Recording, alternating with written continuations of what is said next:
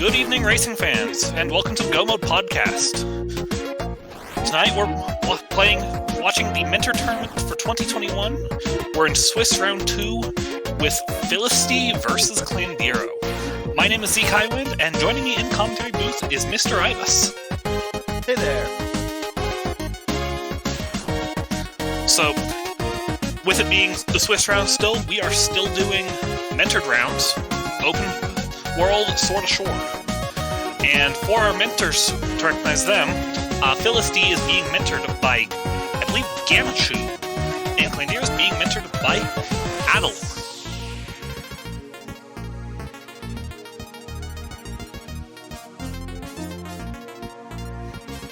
We should be getting started here in just a minute.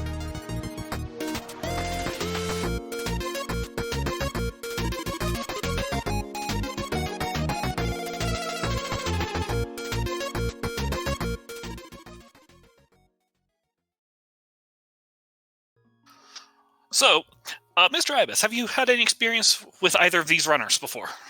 I have not. I have not hit either of them in the Swiss bracket so far. I am participating in this mentor tournament, and it has been a ton of fun. And it looks like we're off. And already we have a small routing divergence, as Klandiro is doing Sanctuary start for a heart container, while Filistea starts at the house for a red rupee.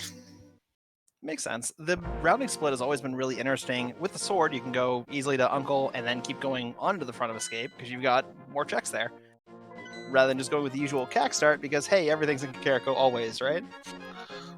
Those look like blue crystals all around to me, but we will confirm that off of the Filistea map check when it happens.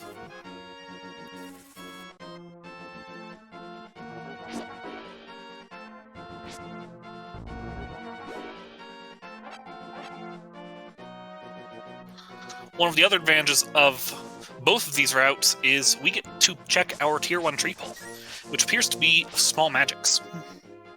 Hopefully it'll be useful, if they can find a rod early at least. If not, it's still nice to have it just in case. I did not see what that was today. I missed it too, it was pretty quick.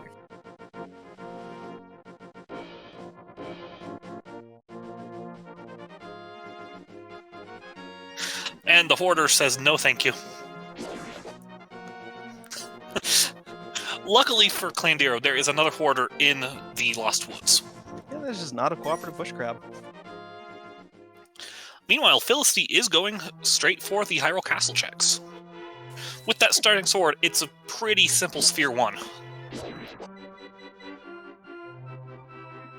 Yep, and the real fun question is, are we going to see an extra key along the way? And if so, is Zelda Cell or the Dark Cross chest actually going to be relevant? And it looks like it will be, hopefully.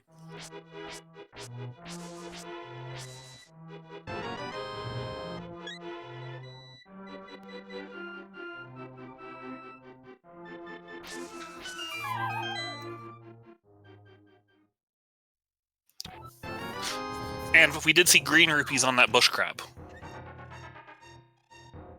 Not too bad. And looks like Moon Pearls in the forest drop down, which is a lot nicer than just the heart earlier. Moon Pearl early is always a good thing to find.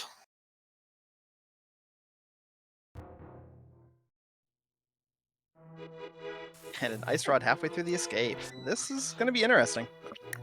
That ice rod can...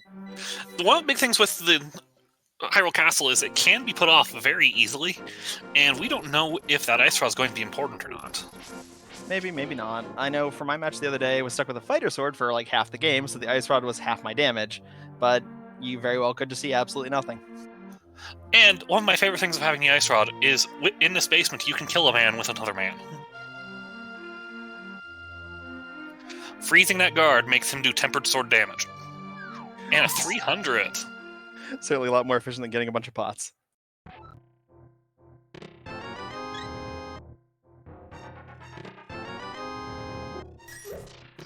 Unfortunately, Klandiro does not have bombs to get the back of the well. Yeah, that's the one downside to doing the cack start. If you don't see anything fun, that's kind of what it is. And you just kind of hope, okay, there's probably going to be bombs somewhere, right? Well, if not, you're either looping for rupees or checking the rest and taking a very slow trip around town.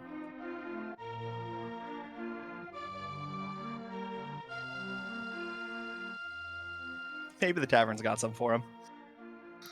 Well, he also used the money, too. All right, Yeah. He has bomb money now.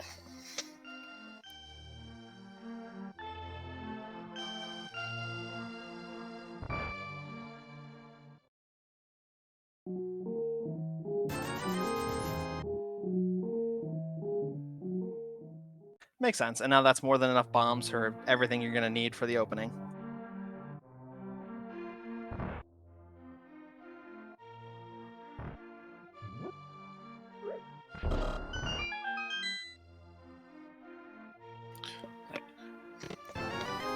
Well, and there's the bombs locked by more bombs. You gotta hate finding bombs there, right? I mean, if you did the upper checks first, then it's a nice little refill to put you back at 10. But in this case, not so much. The other big problem is Klandiro does not have the money to afford bottle merchants. So has to hope for one of these 2 bomb walls to have some good money in it. Yeah, I mean, at least you can get some rupees out of this, but no, it's a lot of farming to try and get if you can't get Oh, good a Quake crops. Medallion.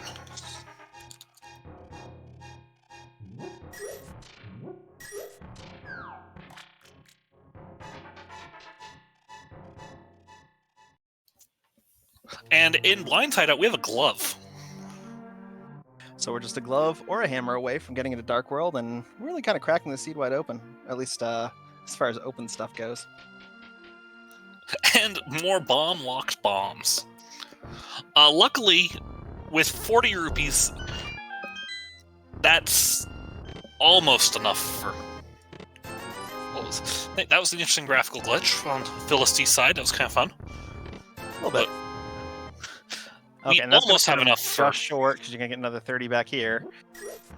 And probably another loop of the well. I think another loop of the well is worth not having come back for the bottle merchant later.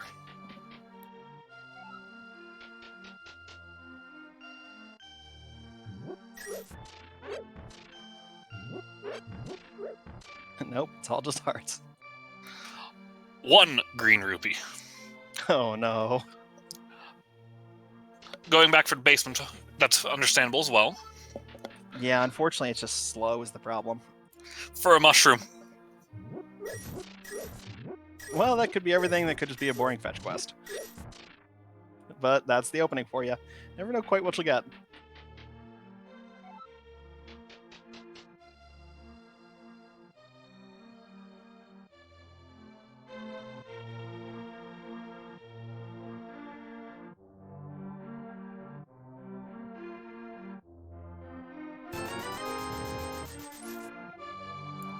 So from here, we'll probably see a check down to race game and the library. And then we'll have to see where our runners go from there.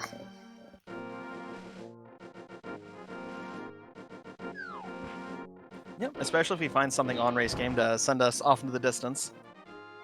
Likely we'll see South Shore, but who knows? Just a piece of art on the bookshelf today.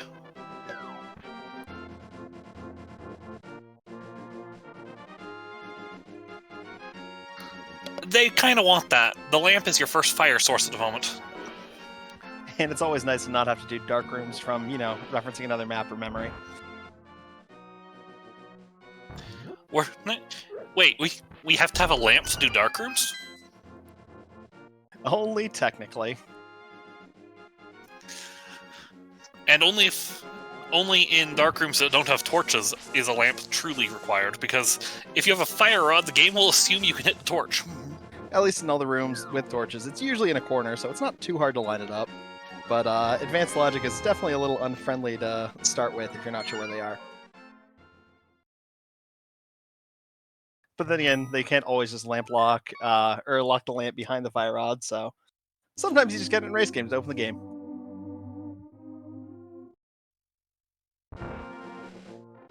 Oh, going for back of escape. Back of escape makes sense here, especially for Filistea, because there is... Did we get the map and the key already? I know we saw the key. I don't remember for the map or not. I think it was all stuff. So if you don't get the map here, well, there's the map. And the flippers. Okay. So that means there is an item in Dark Cross. And Philistea's going to go straight for it. Klandiro will have to double back eventually after doing the front to get the key.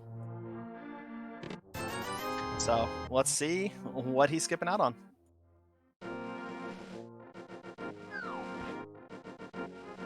And at the moment, Klandiro's going for the South Shore checks.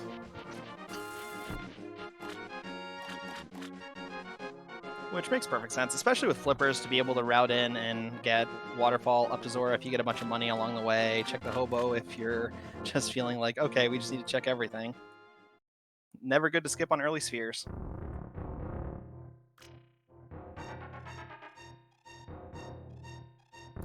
Well, that's a shovel. Yet another fetch quest.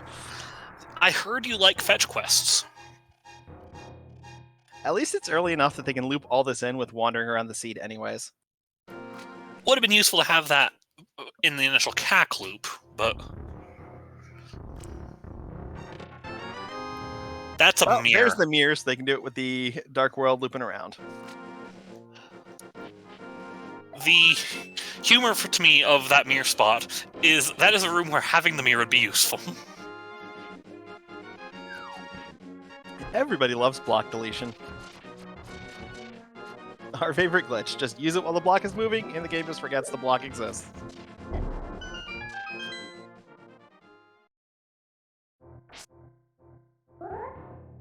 And Mini Moldrum Cave, a 5-item cave, which sometimes has useful items in it.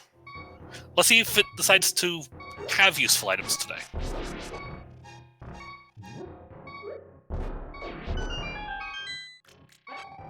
Well, we'll see.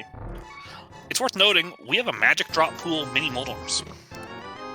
Ooh, there's that hammer for Dark World access. Hammer for Dark World access. A little bit of money is nice, especially for Filistea, as Philistea's getting ever closer to that all-important 500.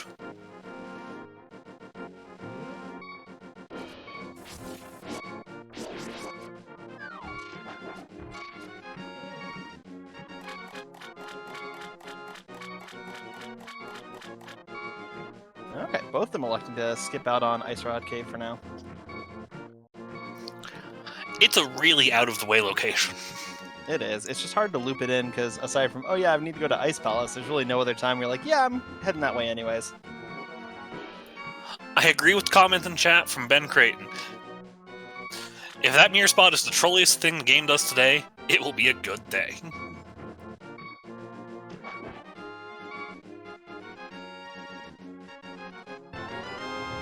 Just taking the man's pocket change. And as one could possibly expect, Filistea is going to go toward that Zora area, hoping to find that last 2 rupees to get the Zora check. But Klandiro is going to be bailing on it for now. Makes perfect sense, though. You can probably scrounge up 2 rupees somewhere. Scrounging up 320, though, is a little bit steeper a task. That's only like 16 trips into the money cave here by Ice Rod Cave.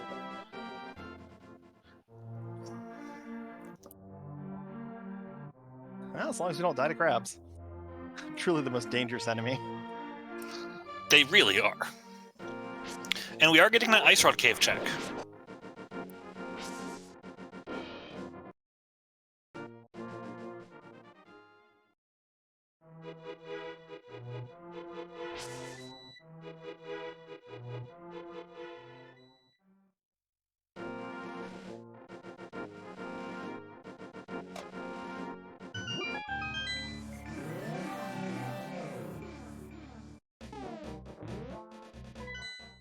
And yeah, this kind of makes sense for both runners. Klandiro heading into the Dark World because it's wide open. Filistea, you get the money. Time for Zora. Especially where there was a 300 and... Unfortunately, there was a 300 in Ice Rod Cave. But... So, if you go to Ice Rod Cave, you would be pretty close to that money to get Zora. And Waterfall Fairy. We have a Pendant Turtle Rock. And it looks like Green Pendant Pod to me as well. Well, I know that many people swear up and down that Pendant Pod is always the answer. So far, I've seen it wrong like once.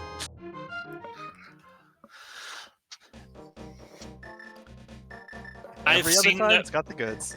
I've seen people swear that as well.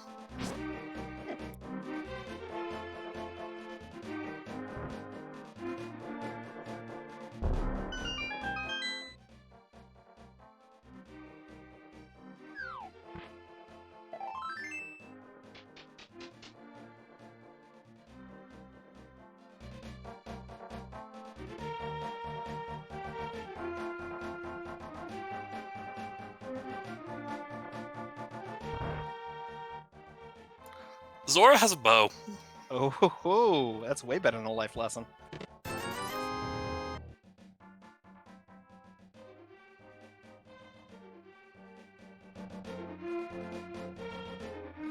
And then the really interesting thing is going to be if Filistea is going to go for Eastern with that, because hey, why not? You got the lamp, you got the bow, clear it all, or save it for later, loop in Pod until they find out, it's a pendant.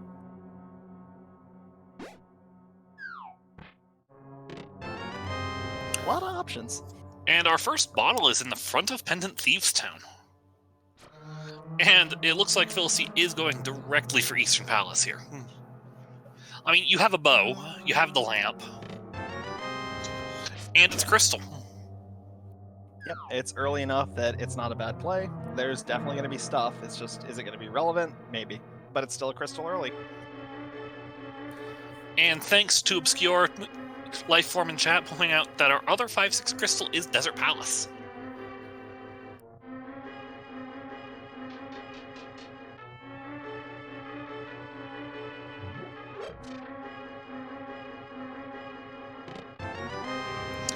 And we have Titansmiths in Pendant Thieves Town. Classic. A little French vanilla, right? Normally they'd be in the basement, but hey, up front's certainly a nice place to get them too. And it does make the rest of the overworld checks in the Dark World there a lot easier.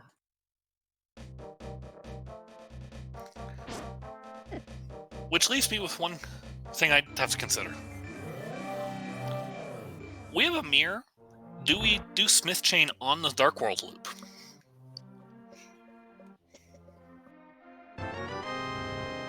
You're right there. It's not a bad time for it, unless you're assuming, hey, I've got to come back with a flute soonish anyways, which, at some point you're getting it from higher access, but maybe it's going to be in there. Who knows?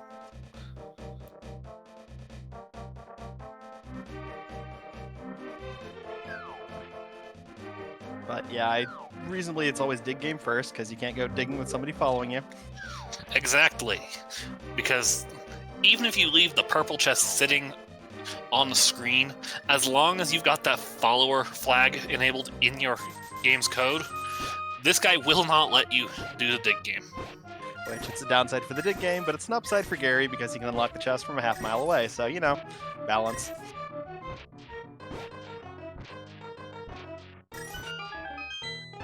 And that's a Bombos medallion.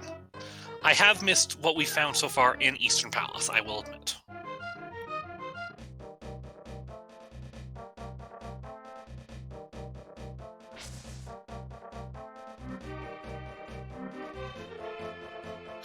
Right, and it looks like Klandiro is going back up to pick up Jeremiah.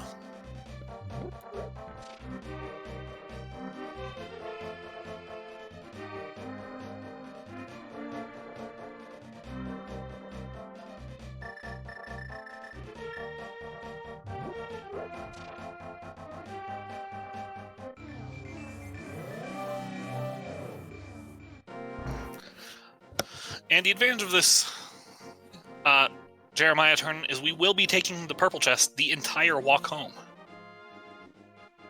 Certainly convenient, because no flute to skip around, so hey, just take it on the world tour. The other advantage here is we can also loop in the magic powder turn.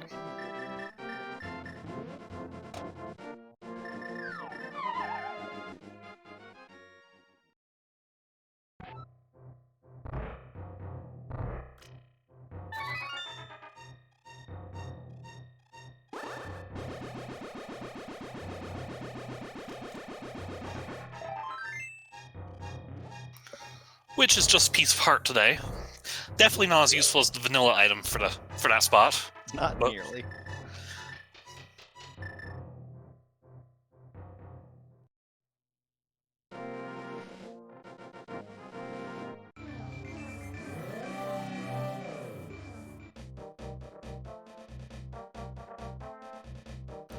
And now everyone's favorite. We don't have Pegasus boots. So we get to slowly walk back and forth. Just one bonk at a time.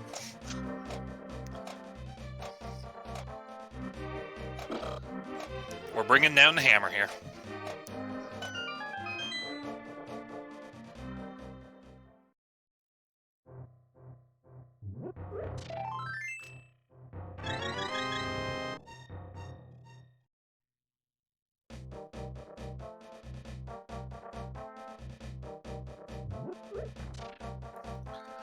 Now, one of the bigger concerns that you could see for Filistea is they do have the option of going to the Dark World here instead of going down to South Shore.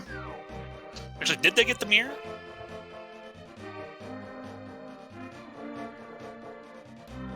Because I know they did Mini Moldrum Cave. Did they skip the Floodgate? I'm not sure. They've just kind of been skipping around a lot on my screen, so I can't remember. It's fast enough, but they might have. But maybe we'll get a menu check at some point soon and be able to confirm.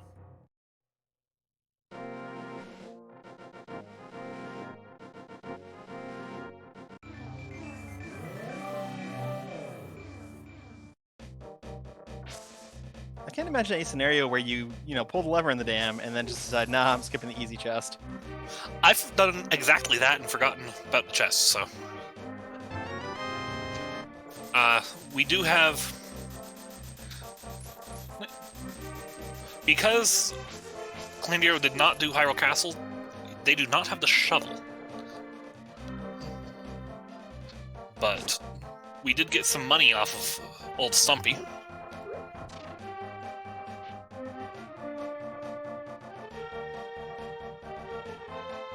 Well, hopefully that doesn't come back to bite them, but really, what can you do with that information? And then, in the purple chest, our smith chain was worth 40 rupees.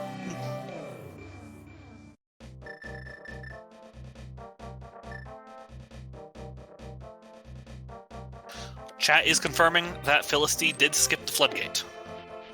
Interesting. Which unfortunately means, into the Dark World here, they will not have that magic mirror.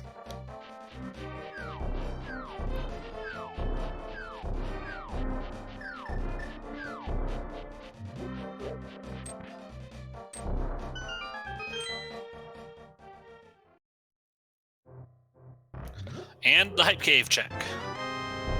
Starting with 10 bombs.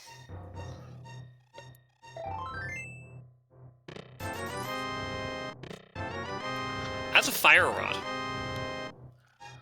Not too shabby. At least the Hype Cave to be slightly excited for. And of course, our runners do high-five each other on the way past. You know, gotta be sportsmanlike, of course.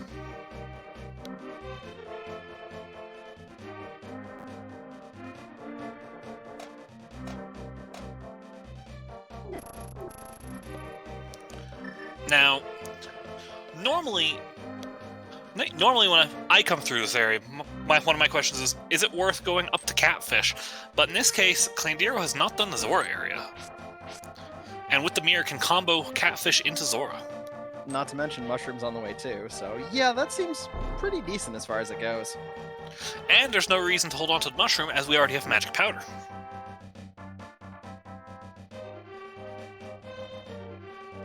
And that's a hook shot on a pyramid. Ooh. So, what are your thoughts on Swamp Palace being open right now?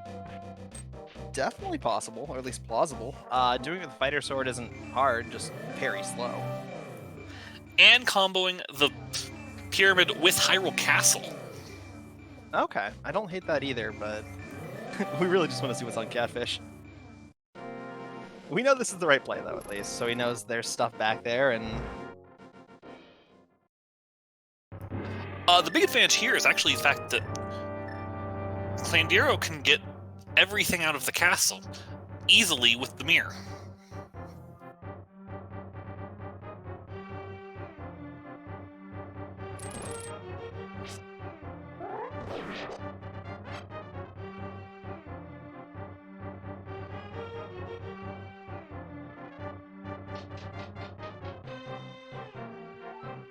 Yeah, it's certainly fast enough to do it from the front.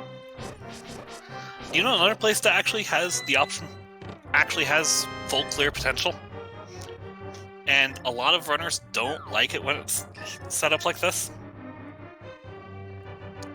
I mean, at this point, we could technically head into Mire, too. We don't have a flute yet. Oh, right. But we can get into ice. Getting ice, we got Fire Rod to go kill a moth. We can clear Skullwoods, Ice, Swamp, Pendant Thieves Town, and Pendant Pod. So there are a lot of options on the table right now. And it looks like Filistea, having pulled that Fire Rod from the Pipe Cave, will be going directly to Skullwoods. Makes sense. 8 hearts is a little bit nicer than 6 for trying to deal with the moth. If you can save a couple Fire Rod shots, or if you're confident with the hammer, it's really not bad, but it can be messy if you got to do it with the fighter sword alone. This fight can get out of control fast, is the big thing. And is checking the Village of Outcasts area first, possibly look for another sword or something else to make the fight more comfortable. I don't blame them.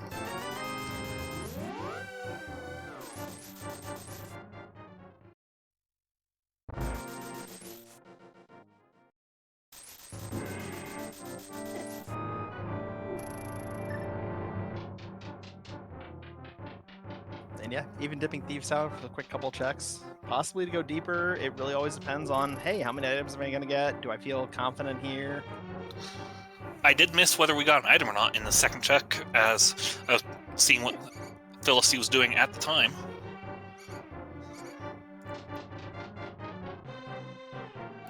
Alright, so we do know that there are 2 items in the back of Pendant Thieves Town. Because we know the mitts are here in the front, and then the last check is the big key, because there has to be a big key in the front 4 checks.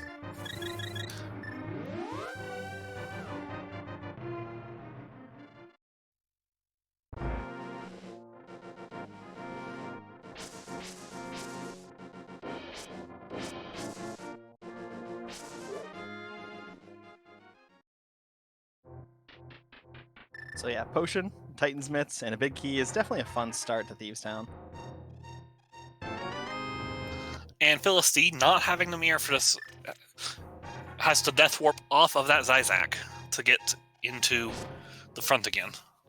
Well, at least it's plenty fast. Yeah, Zizaks do 2 hearts of damage. It's kind of scary.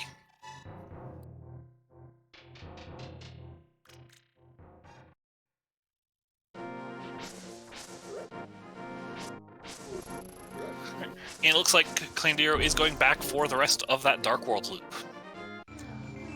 Klandiro's gotten to loop pretty much everything from Village of Outcasts all the way around to Catfish. And technically has the option of hookshotting over the river and going back over to Graveyard Ledge if they would like. And that is certainly a very efficient clear of the overworld. And there's just lots of little stuff to knock out. And then you can just start diving into whatever dungeons you feel confident at. And it kind of depends on what items you get along the way here. I mean, for one, we're about to get a bow.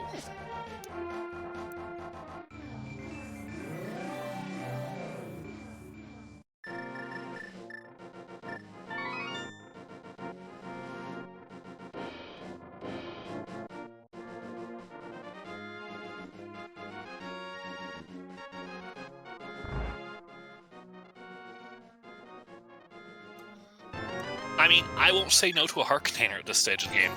What about you? Safety is safety. I mean, until I'm up to like 10, then it's like, okay, hey, maybe I don't need that. When they're still on green mail at this point, yeah, no. Definitely taking heart. I mean, I said I might actually still skip it, but I'm kind of confident in my boss execution. But, well, it looks like we're going to get a bumper cave check from Filistea. Okay, makes sense, especially if you're just going to head into Skullwoods at that point, too. Just to be in a bottle. I don't think either runner cares enough about the bottle to go through Bumper Cave. Let alone the fact that they have to remember it's there with a cape. And the catfish gave us new clothes. Well, that's definitely a pretty nice pickup. At least a lot more safety.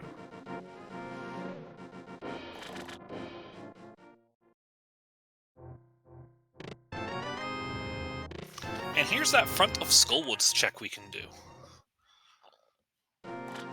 And we have access to the big key in the very first check.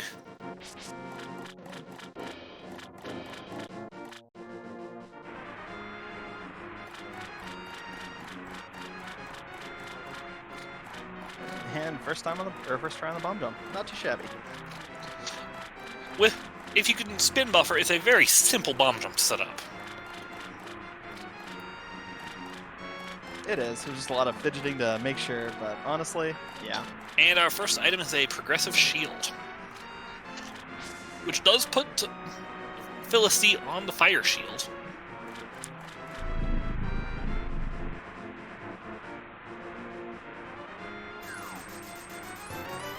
And Klandiro gets their bow.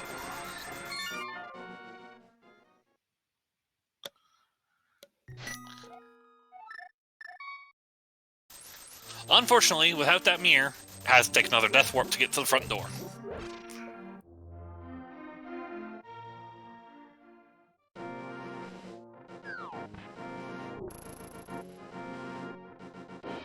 Yeah, sometimes you get lucky and the timing for the Wallmaster is just right, but honestly, dying quickly is still good enough.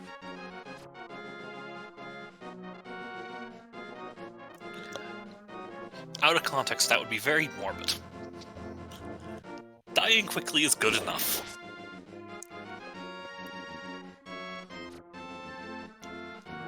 Everyone's favorite middle check of Skullwoods. Do you like dancing to get a statue past all these Gibdos? I mean, I like it a lot more when I've got the Canis of Mario, but it's not the worst thing in the world.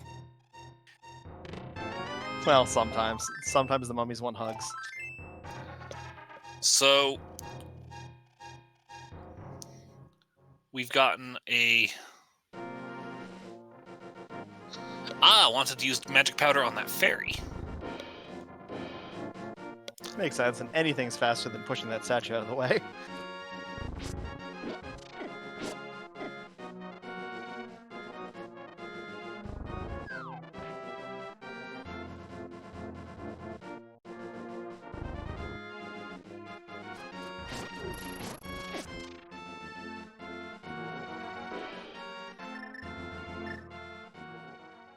And we have Klandiro going in for the Eastern Palace clear as Filistea opens the back of Skullwoods. 8-heart green mail fighter sword. Not the most comfortable of Mothula equipment. Yeah, especially because you're burning half your fire rod shots to get back there.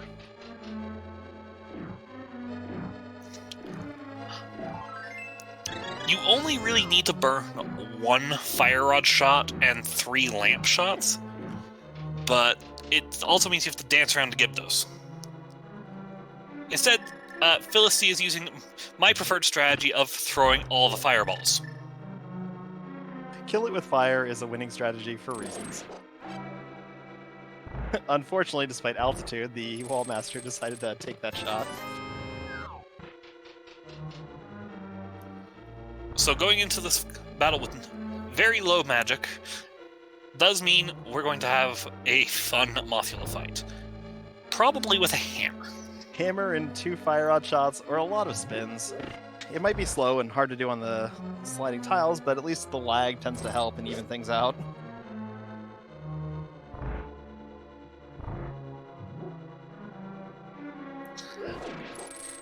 At this equipment level, this fight is more like a dance. And I have long said, the real boss fight of Skullwoods is the moving floor with the spike blocks. Yep, it's basically just stay alive, spin occasionally.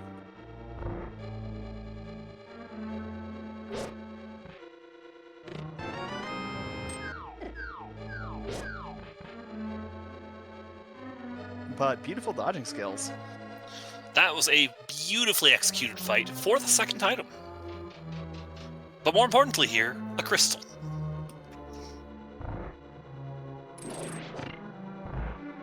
I don't know, it's always nice not have to go back and get the other chest in the back and loop all the way around with no mirror. I mean, from this point, a save and quit would not be unexpected, because you have to backtrack a very long ways anyways. And there's nothing else in that corner that Filistea had available.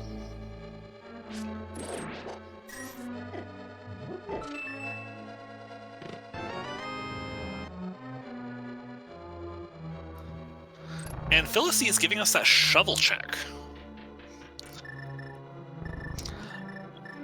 I have been dying to see this one for the past 20 minutes. What about you?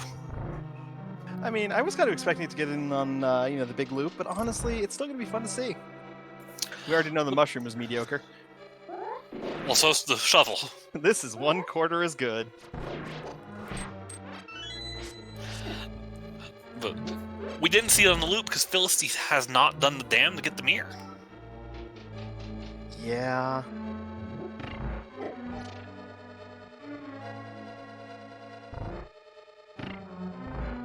And looks like they might be headed that way now. And maybe to Agina afterwards if they're feeling really slow. Nope. Nope. Looks like it might be going down there now, actually. Mentor mentioned, hey, you did kind of skip that.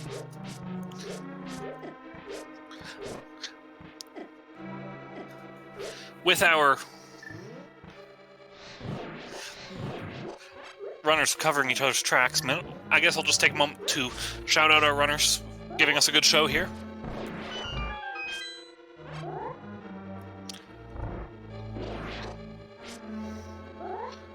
And it looked like Klandiro was having some fun dancing with the Stalfos.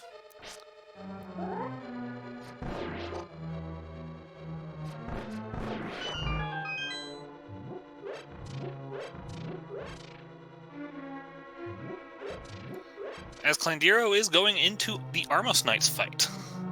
Filistea is probably very happy to see that magic mirror right now.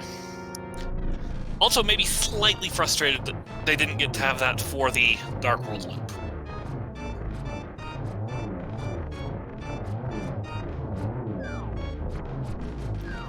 Because unfortunately, rather than being able to just loop Cave 45 or Graveyard Ledge into the initial Dark World loop, they are now kind of isolated one-off checks. Yeah, and it's always the worst to have to go clean those up later, especially if you skipped it like a half hour ago and now you're realizing, oh, I kind of needed that. Fortunately, I don't remember anything of note being in either location.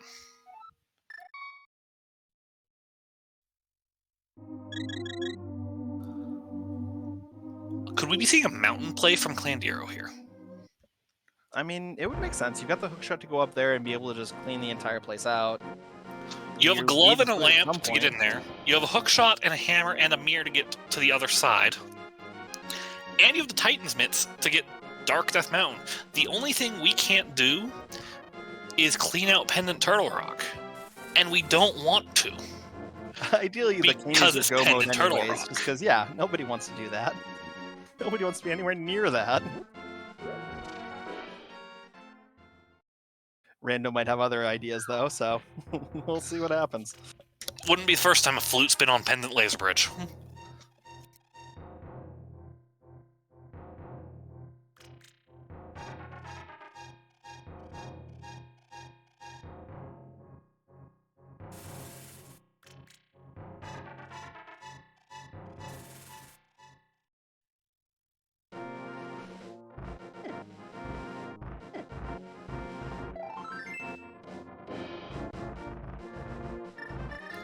Did anybody happen to see what that item was? Old man had a piece of heart. It was nothing special.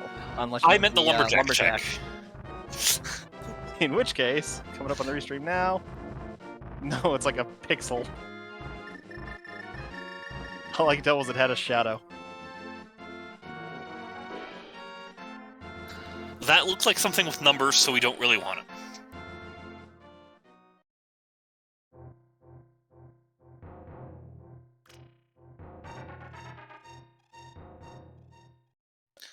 TreySpyre has confirmed it via 50 rupees. So.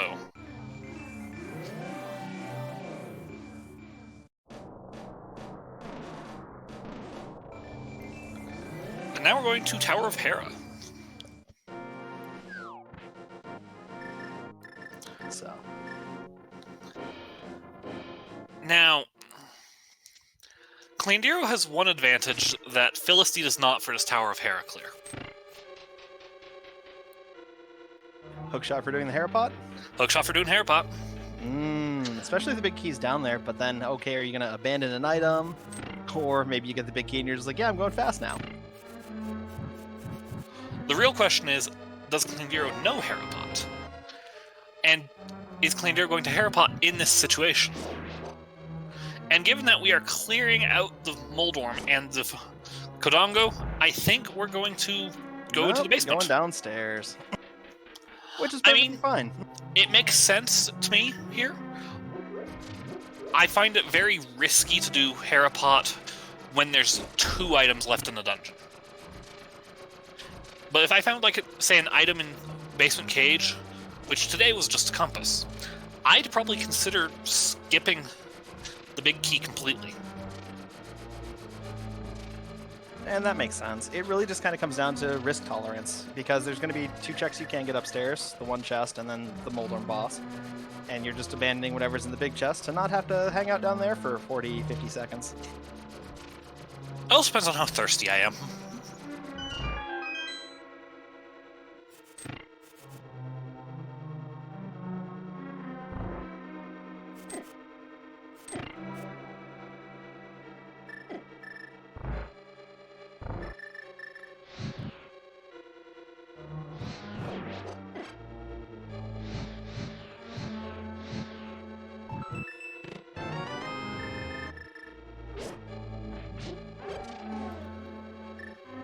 Torch decided it wanted to be a little bit evasive today. That's fair. You always got to set up for fake powder, right? Fake real powder.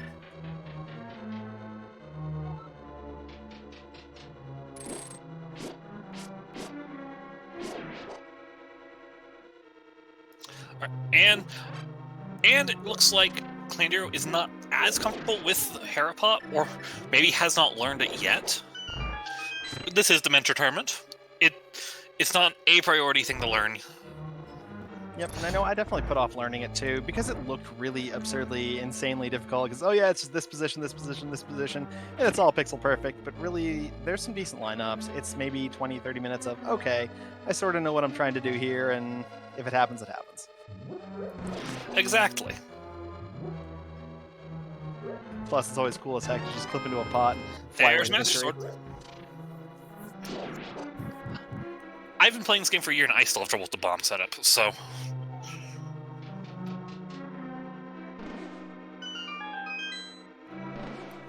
So our first item here is our Master Sword. Do you think the second item will be as nice? Nah, never is. That was perfectly timed, that's what it was. I mean, boomerangs are pretty okay, I guess, if you're into that.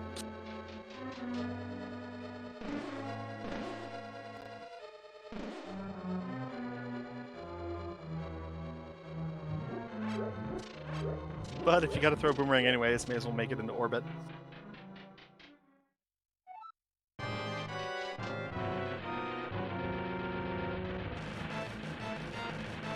Now it's time to hammer the bug. Or it just spins. With a Master Sword, the spin does as much damage as the hammer. So it all depends on your comfort level at that point.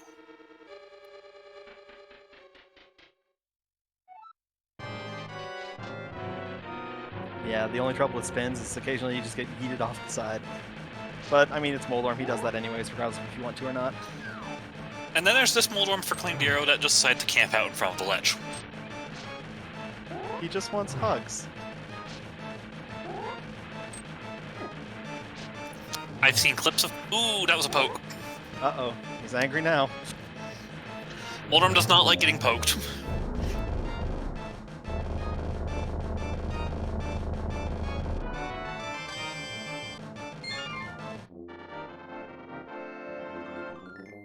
But he was able to clean it up at least. Putting both of our runners at... Actually putting Klandiro at 2 crystals and Filistea at 3. The big thing here is Klandiro has a hook shot. Floating Island is dead today.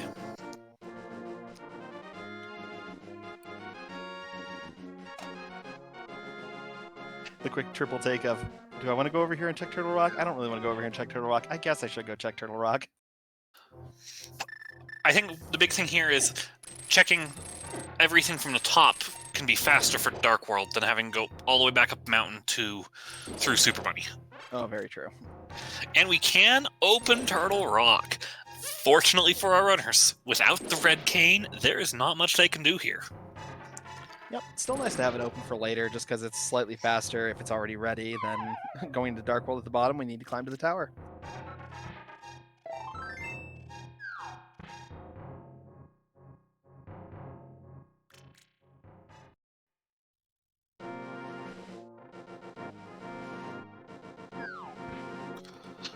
Meanwhile, we have Klandiro going down through Spiral Cave, back up through Paradox Cave, and then we'll probably also do Dark World from the top. And those are boots. And the red cane. And cane. Well, that's a heck of a bunny cave. Pendant to Turtle Rock just became a possibility.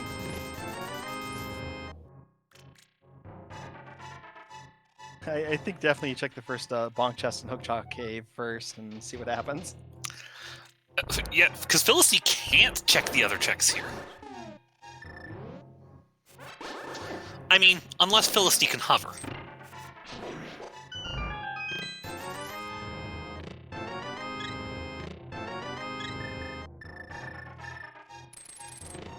And that is a lot of red and a little green, and there's the silvers. The silvers are a nice find right now.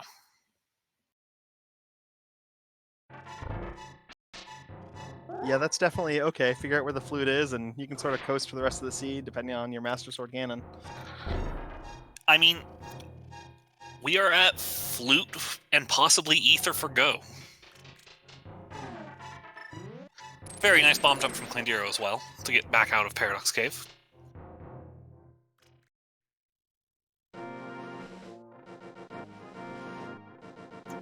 Do you know what would be tragic here, Mr. Ibis? What do you have in mind? Flute in the other 3 checks of Hookshot Cave. Ooh, that would be painful. But, I mean, it's entirely plausible.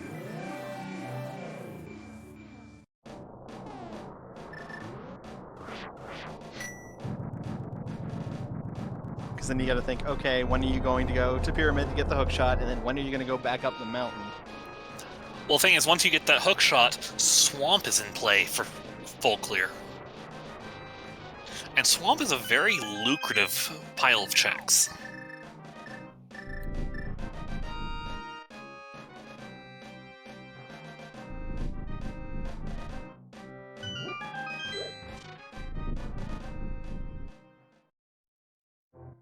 But in a minute, we'll be able to at least see what's in those other 3 checks that Filistea cannot get.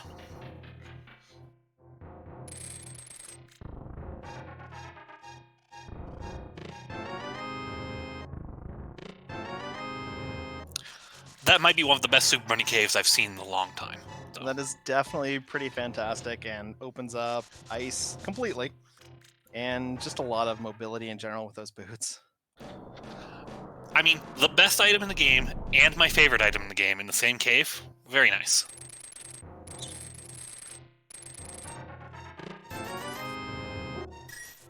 Alright, here are the other 3 checks in Hookshot Cave. 10 arrows. The blue cane. Alright, so Filistea is not going to get overly punished by not being able to pick up those checks. Probably fine, even if it logically unlocks Spike Cave. What are the odds that it has everything we need? Why would you say that kind of thing on commentary? Now the flute's going to be in Spike Cave, isn't it? I mean, probably, but we're saying it is, so now it's not going to be, because I'm pretty sure that's how that works. The double reverse jinx. Alright. Filistea's committing to at least a front of Pendant Turtle Rock. Klandiro is going to Swamp Palace area.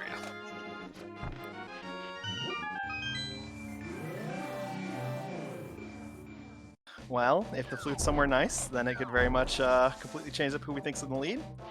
And if the flute is somewhere dumb, then both of them are going to be spending a lot of time. And you just described how a randomizer works. I mean, that was my match last time, was hunting for the hookshot across the entire seed and clearing literally everything at the end for hookshot go mode. It was an absurd 2 hours.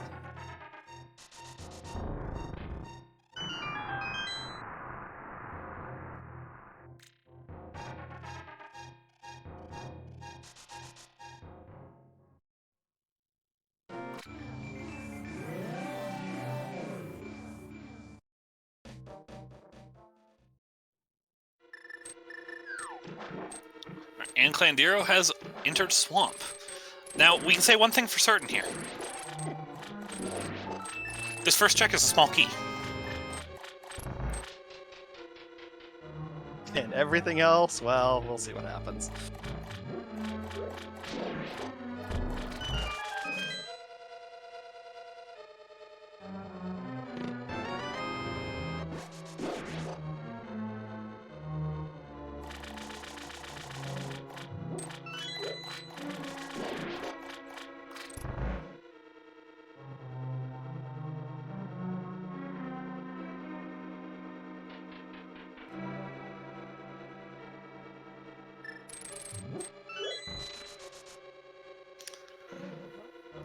What's hard here is these chain chomps do way too much damage at the green mail. I mean, they do just an absurd amount of damage. It's probably the most dangerous room, you know, in Turtle Rock. I believe they do the second most damage in the game. Chat can correct me if I'm wrong, but I believe the only enemy that does more damage is directly hugging Ganon. Yeah, isn't that like 6 hearts? 8. Oh. No, it's like 6 with blue mail. It's still a lot of damage.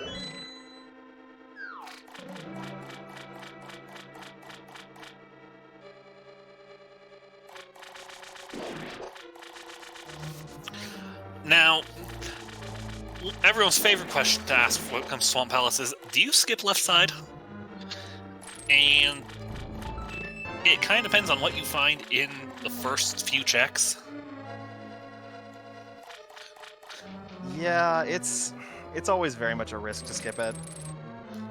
Sometimes you get lucky and it's all dungeon items, and sometimes it is everything you ever needed. As someone who's left stuff in left side swamp before, it's not a good feeling. Never is. Ooh, looks like we're going to be getting Diver down out of Klandiro.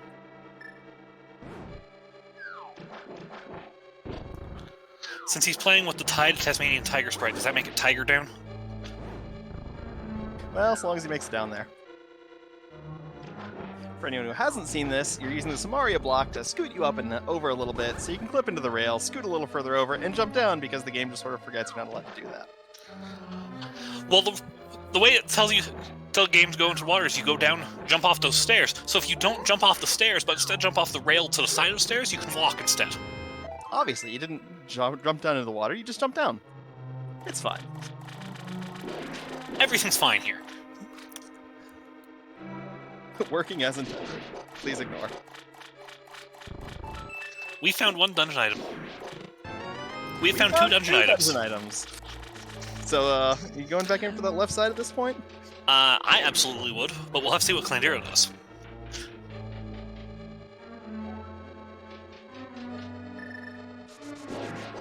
Meanwhile, Filistea has made it to Mimic Cave.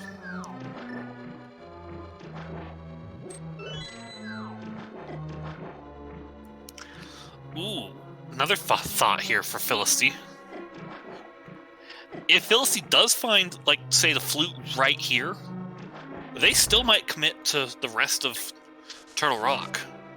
I mean, it kind of makes sense at this point. They don't have a hook shot. More shot. swords. You've got 4-ish quick checks back there. You really don't want to ever go back into Turtle Rock again, so you hope it's the play.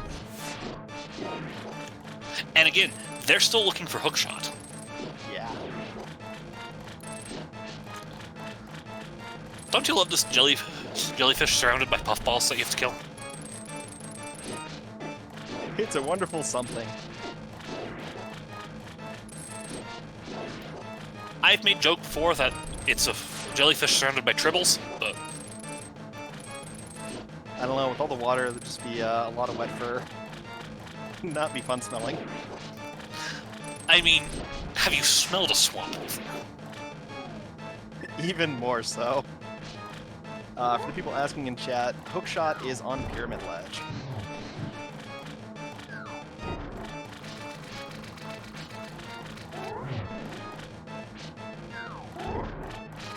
Klandiro picked it up a while ago while doing overworld checks.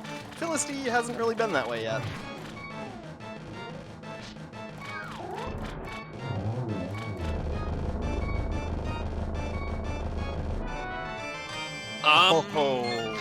I might consider just leaving at this point.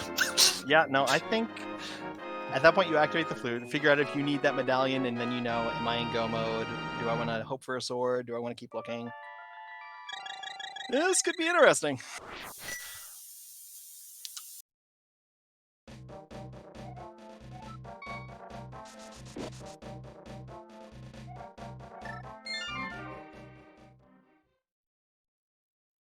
And Filistea has the safety door.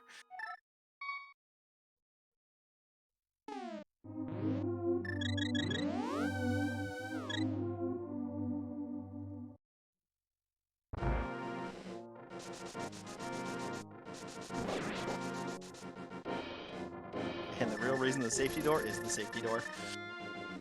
If you're gonna die, why not respawn 5 feet away? Better than respawning at Big Chest. Or worse, the entrance.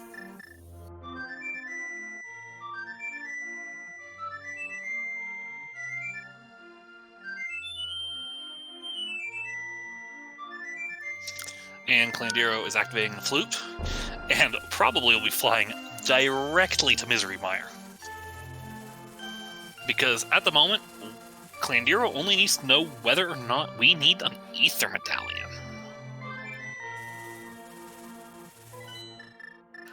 And Filistea is having a little trouble with these laser skips.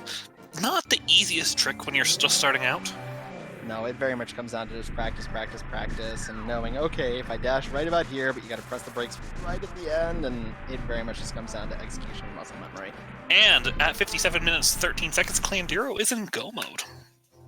Because we have a Bombos on the Mire Medallion.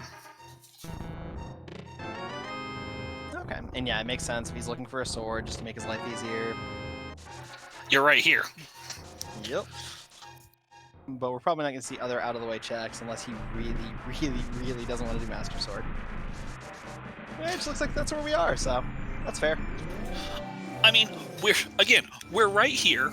It's not the most out-of-the-way check to do checkerboard. And as a friend of mine put it once,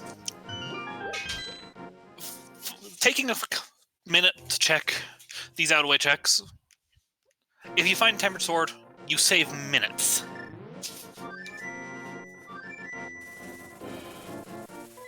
Yeah, that's fair. On Ganon alone, if not everything else along the way.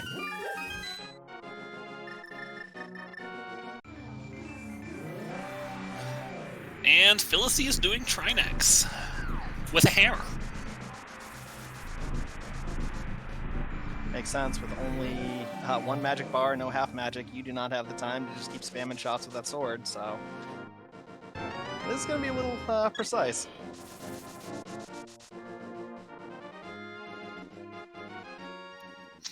Klandiro doing desert before mire. Understandable, because the sword makes mire easier too. No, it makes perfect sense, because even if you don't find one, you're not speeding up desert by still just having a master sword, or it's not any worse, really. And Filistea brings down the elemental heads. All that's left is the stone head. Say, Mr. Ibis. Yeah. Do you know why they call it Trinex? Because he got 3 heads? Yep. Well, there's the ether too, just for good measure.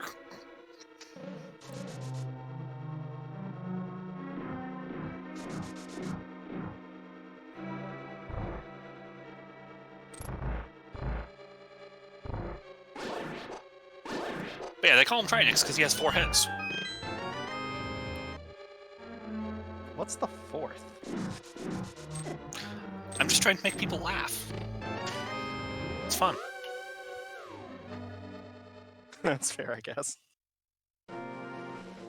And now he is no necks.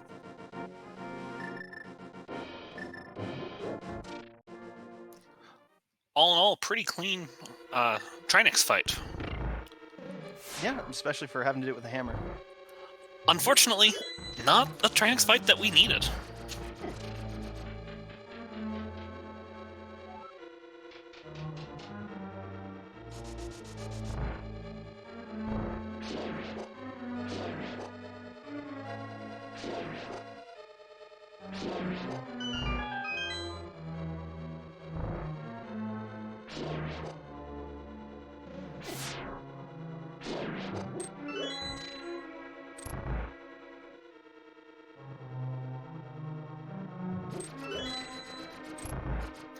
And now we're turning in the mushroom. Makes sense. You got to think, okay, it's got to be somewhere I've missed, probably, at this point, if you're not already feeling a little behind. I mean, I'd be feeling a little behind, if only because clearing Pendant Turtle Rock for nothing.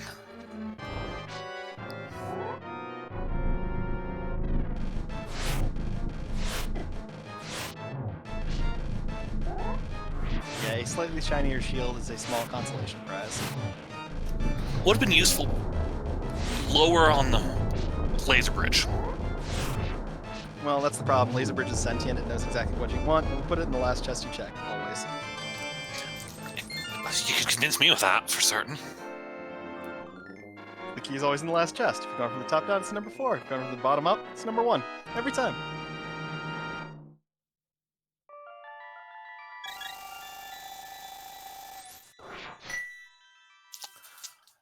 Oh, we're getting an Ice Palace dive. Makes sense, especially if you can do Icebreaker. You don't need the hookshot for it, even if the game thinks you do. And there's definitely times when it will just stick the hookshot in there, and then it's totally clearable with the thing that you can get in it. Unfortunately, the hookshot is just sitting on Pyramid here. But I mean, the good news is that Ice Palace has to be finished regardless.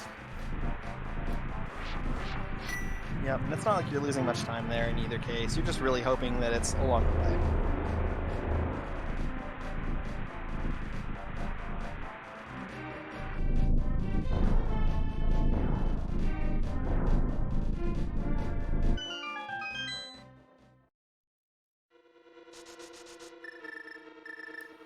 And Klandiro is going into Misery Mire.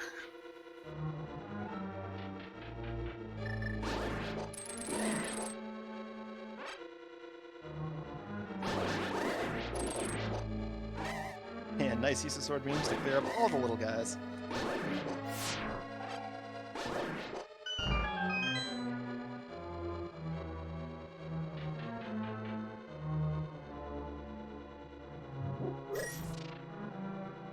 So the question here is, where is the big key for Misery Mire going to be? Well, having seen absolutely nothing, I'm going to go ahead and guess that it's on cutscene chest, but we'll only know that if we see 3 keys.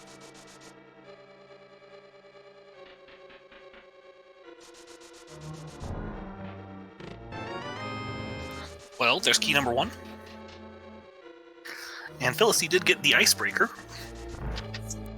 Yep, reward with the map. You always kind of hope for a key there so you don't have to lift the rock if you're in go mode, but honestly, it's all kind of dig around, hope for the best. Icebreaker. The way we do it is we use a smart block to make the game think that we're in the door the entire way through a wall. Because obviously the block is the door. But with as broken as some of the other tricks are, honestly, it makes perfect sense.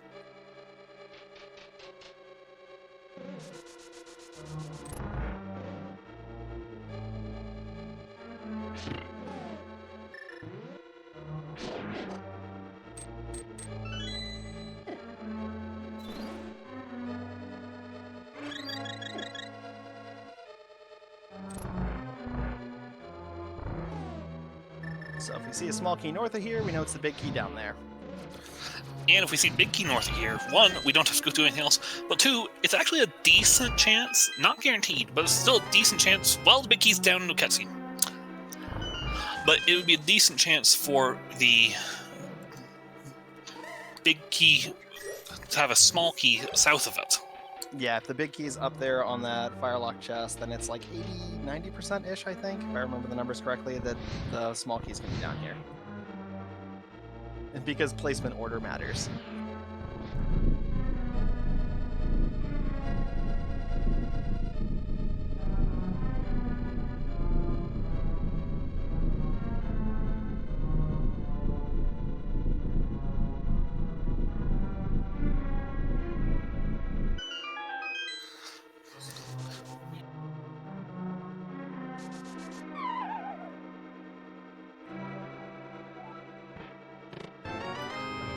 And there's our big key in cutscene, because that had to be the big key, because if you have a small key left side, the game cannot logically put the big key outside of that check, because otherwise there's a chance you could just permanently lock yourself out of that check.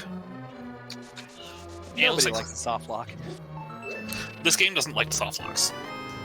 Klandiro is looking for a sword.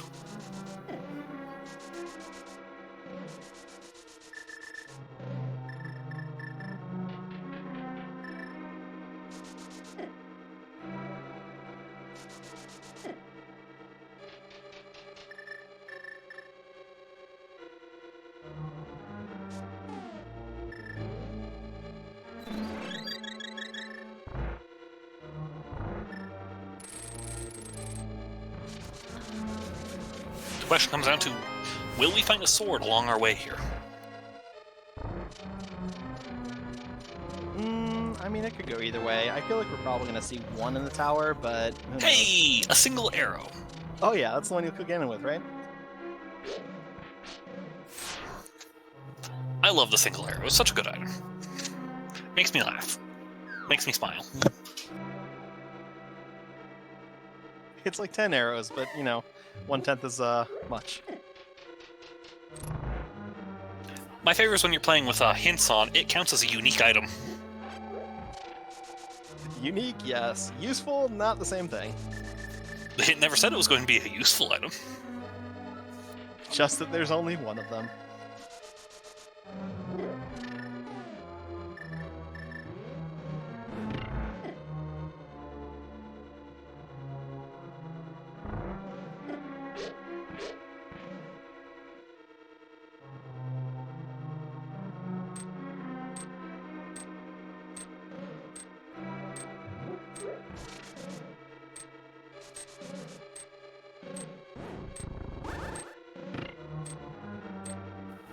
Now, in some situations, I'd be concerned about the fact that we only have a Master Sword for Vitreous here, and Filistea gets the hook shot, which means they will be going probably directly to Swamp right now. Yeah, that would make sense. And yeah, Vidi is never fun with Fighter Sword or Master Sword. It's not terrible, but it's slow. You're probably looking at like blue cane dashes or just very slowly. Oh, you got silver arrows though. You can just shoot them all to death. That would be normally I'd be concerned. We have silver arrows, which turns Vitreous from a difficult fight to the easiest boss fight in the game. I mean, it's still super high damage lightning if you're not paying attention, but yeah.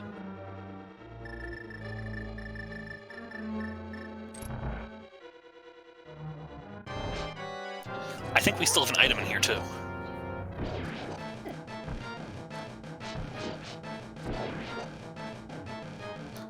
Now, do keep in mind, these eyeballs hurt a lot. Everything except the floor in Viddy's room hurts a lot. I mean, even the top half of that room, I think it's a heart of damage on green mail. Yep, but a heart of damage is a lot better than 3 or 4 to the eyeballs, so the NMG strat of walk into the goo, spin, and walk out is certainly fun to watch.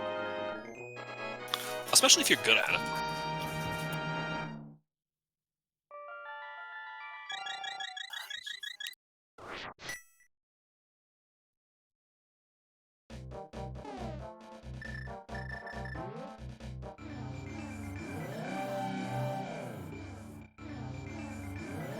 Looks like we got some arguments in the chat about who's ahead, who's behind. I can safely say it, the winner of this race is chat. I mean, we haven't seen a pedestal pull. Is chat really winning?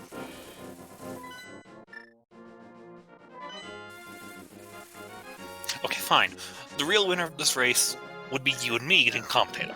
The friends we made along the way.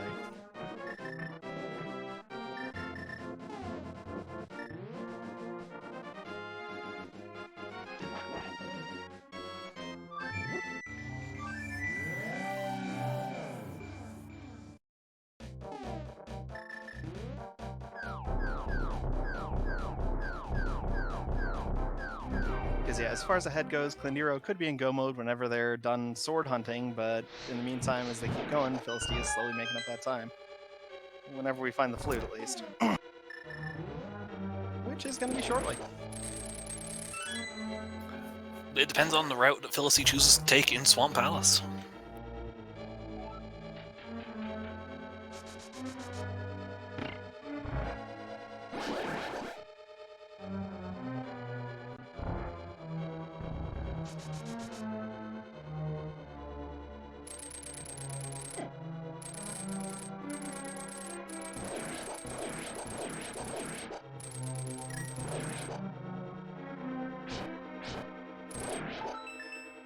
Looks like skipping left side for now, so probably definitely feeling behind there and just trying to go fast.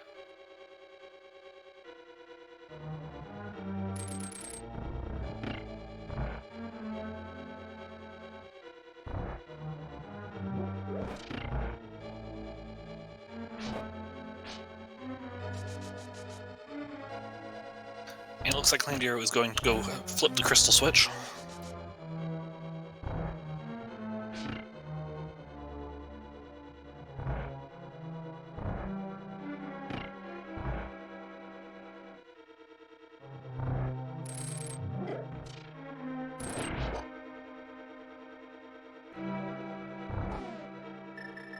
In which case, we're probably going to see straight to the boss, but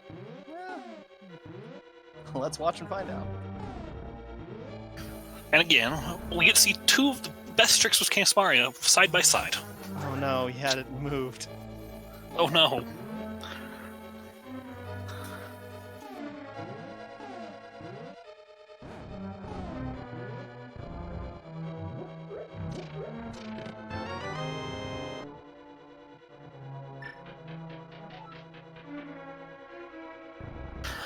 To answer your question in chat, no, the pedestal has not been checked because we don't have a book. Literacy is kind of important to check that.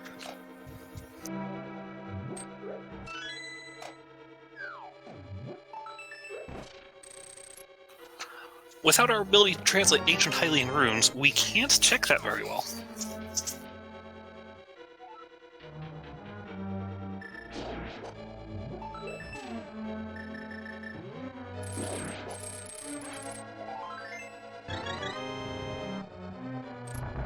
And Filistea going for doubles. Nice. Definitely a trick that takes some practice, but if you can get it consistently, it makes this boss fight super simple. Yeah, I think you can definitely tell the work they put in just on those boss fights.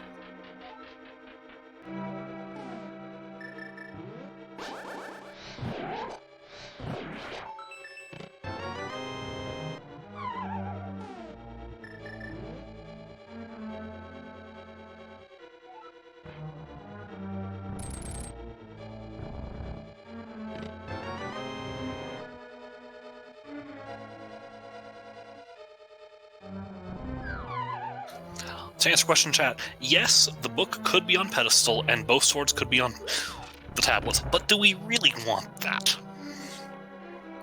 That's a bad seed, even by chat standards.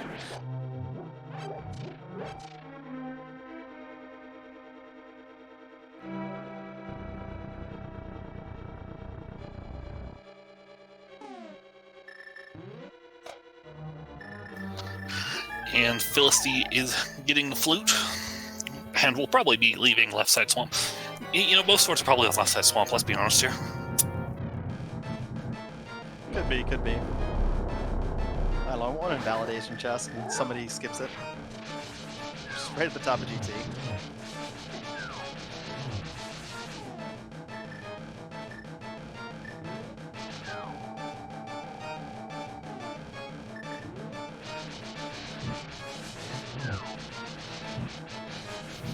Fire Rod is the most effective weapon against these frozen puffballs. Especially if the early setup, just knock them all together and then just burn them all. You can multi-hit them and make this a really short fight. But luckily this puffball should be down to maybe one more spin. Okay, one more spin, definitely.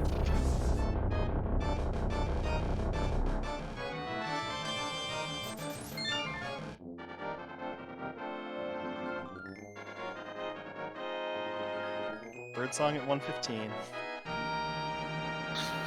Klandiro has one crystal left to go. Filistea has two, both of which are quick dungeons to do, outside of the fact that we know the Meyer Big Key location.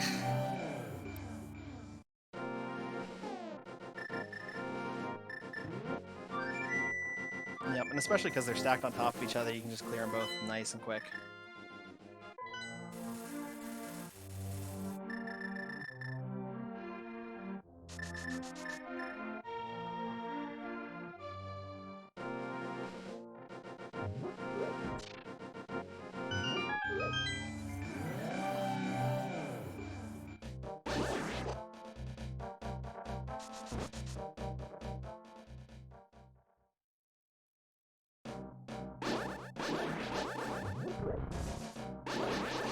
And let's get another question in chat about Thieves Town.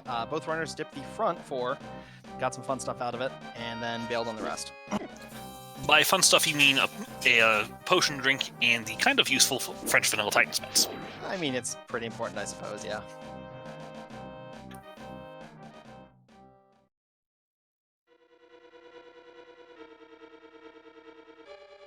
It's only the rest of the Darkhold access, no big deal.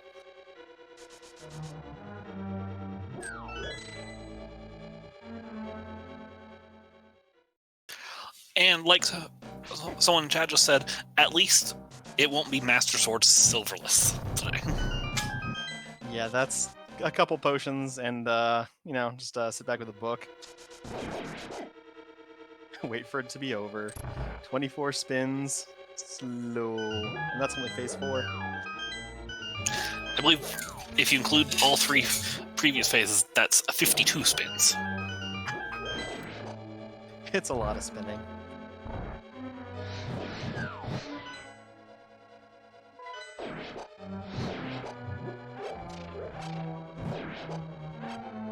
Alright, Ben, I see you.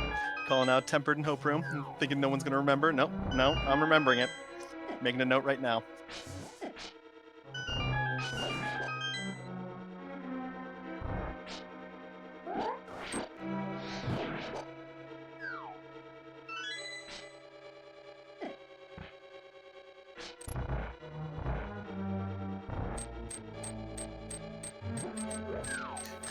As someone who has been saved by a tempered sword in Hope Room, I laugh.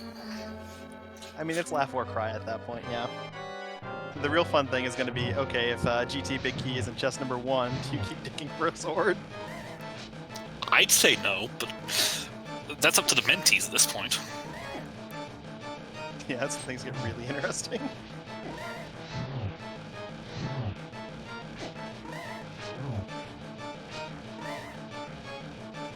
Klandiro does have a red potion.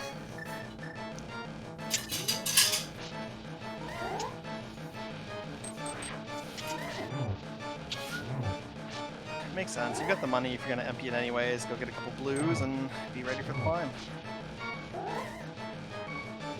As long as you don't die. Okay, there's the safety.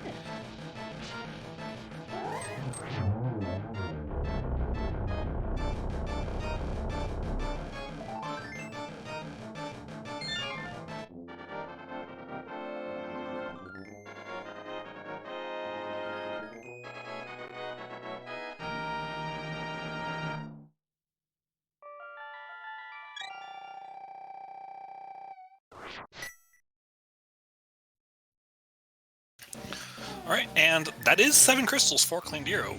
Do we still play the GT Big Key game? I'm pretty sure we may as well, right? We've got till he makes it to the tower. So there are 22 checks in the basement of Gan's Tower. One of them has the all-important Gan's Tower Big Key. Put your guesses in chat, and we'll, depending on when Klandiro finds it, we'll see who wins.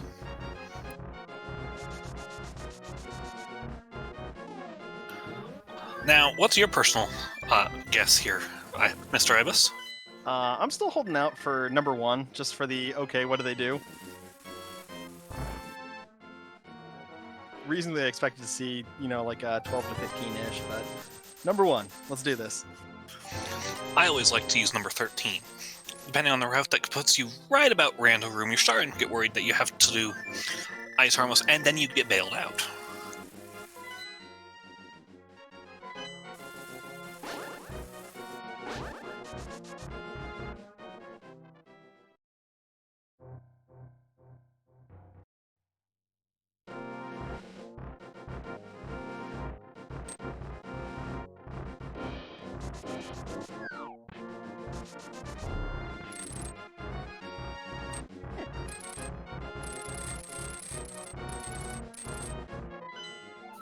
What is this round in Swiss? Is this a 1-0 round or an 0-1 round?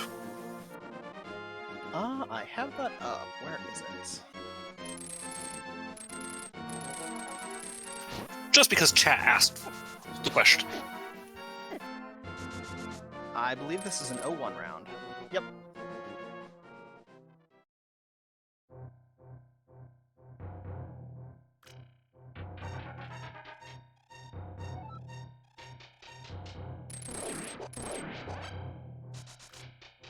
And Filistea finishes Misery Mire, meaning all they have left to do is death.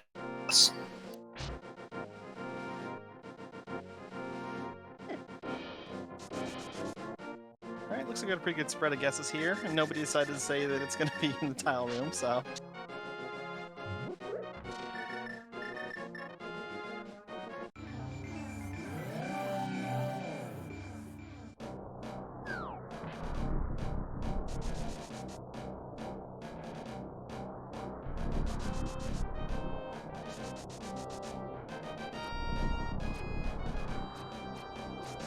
As Klandiro does remember, Master Sword can't hurt Lionels. Oh. They just want a hug. Well, they got their hug today.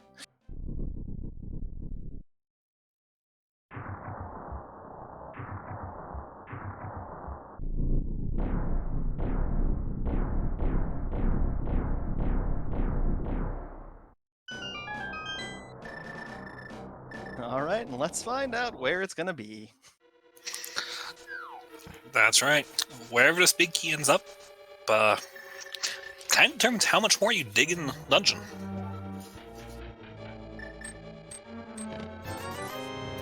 Because, like,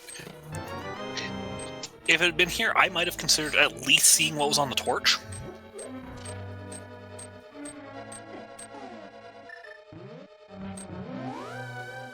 Ah, not feeling like going right today. So there's the first 2.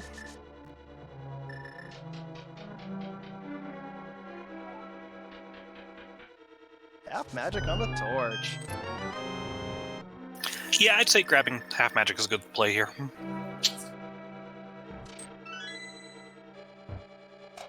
Also, good try, Ben. No sword and hope room.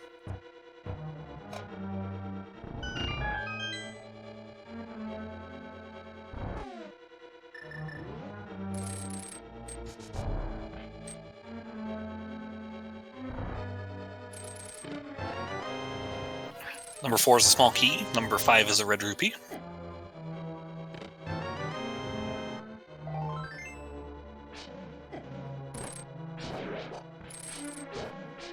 Oh, hey, our stun prize is 4 bombs. Well, that would have been amazing with an early boomerang. And no bombs, but I don't think any of them really had problems with that this time around.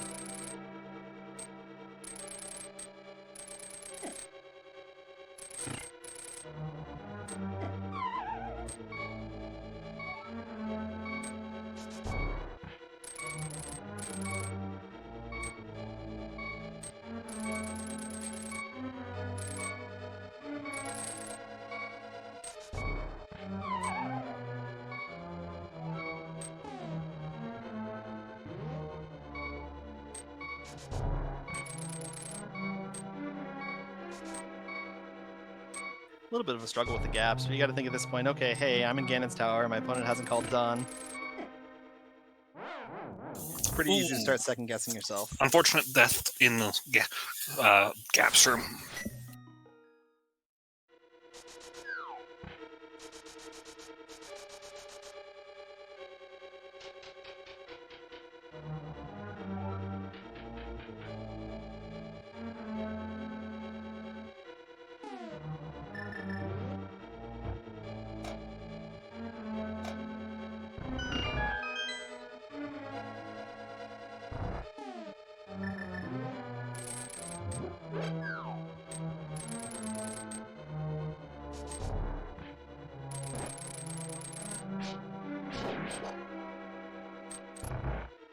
The other hard part of getting across that last gap is that Stelphos likes getting away. And there's the book on number 8, should it be?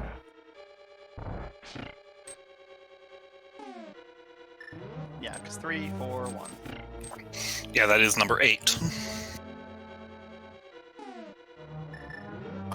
This is where the question comes down to, what route is Filistea going to take in GT? Because at this point, if you go full right and you find it, that is a significant routing divergence for a lead. Yep, and as some people swear by Dark Magician, it's certainly interesting. It's fast if it's over there, and it's slow if it's not.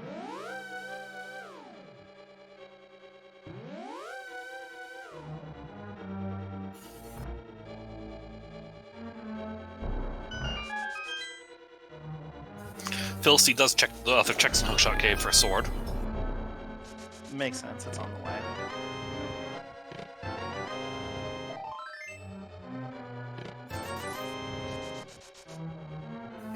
Well, going full right can get you there for certain. Yep, and that's 12 empty, but the bug catching net for catching fairies is at least, you know, potentially a little bit of comfort. That is 13, actually. Oh, yeah. Fire Snake has 1 check. Oh, that's right. So I'm wrong on our game today.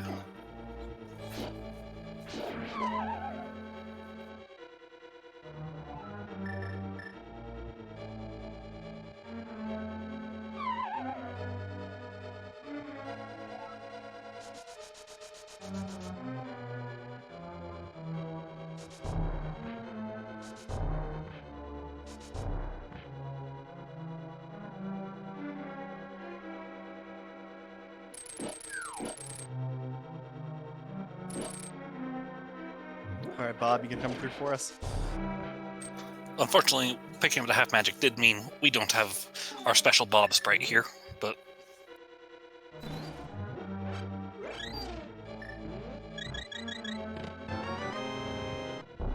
Nope, just arrows for ice armos.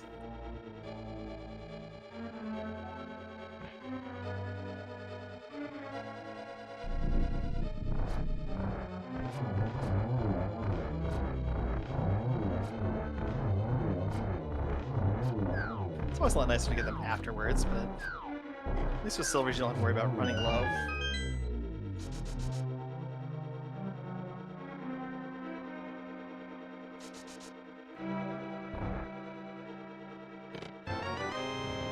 there's the last small key. There's our red mail. And it is in right side.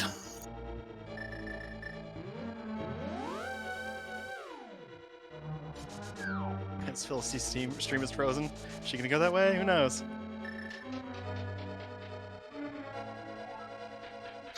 Obscure Lifeform in chat says that they went right side.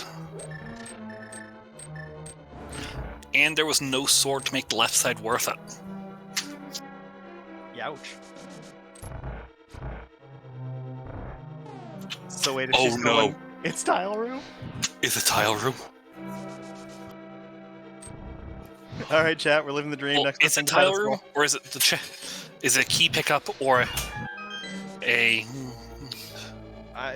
They have a key, though. They could go up and just get the one off the little guys, unless you think this is way faster. But the stream is completely gibberish on my end, so I have no idea.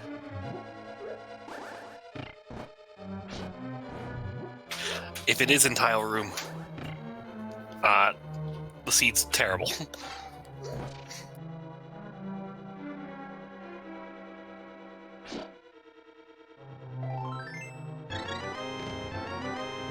It is not in tile room. Okay, so just going for the swords.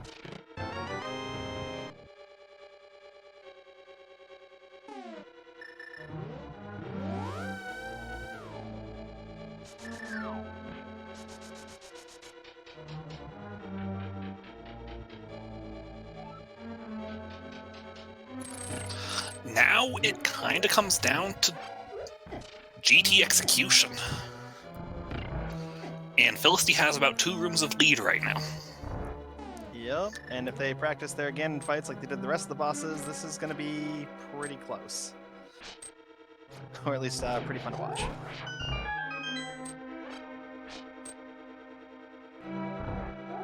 I'm going to leave who rolled this seed as an anonymous unless they want to speak up themselves.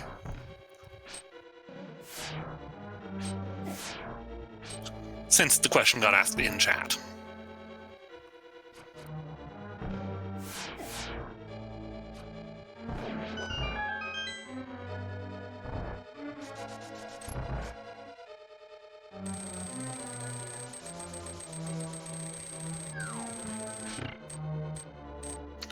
Like I said, about 2 rooms of lead for Filistea in this run. And no swords in sight. Well, let's see if validation will save them.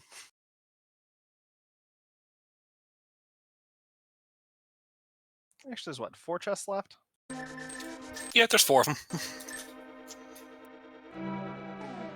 Yeah, with as much as we've seen in the seed, probably 1 maybe. One sword's going to be in left side swamp, the other's going to be in the back of Thieves Town. Yeah, that certainly sounds spicy enough. Alternatively, left side swamp and pedestal. I don't know. Is there any other terrible spots we haven't seen? No, I think that's pretty much the last of the terrible ones. Oh, aside from almost on tablet. Helma. Just because nobody really wanted to play around in pod too much. I don't blame him. It's a pendant. Then both of them are in pendant pod. Nah, one's on Bombos, the other can be in pendant pod. Oh, You know, Bombos tablet after the book was in GT. Yeah, that's fair.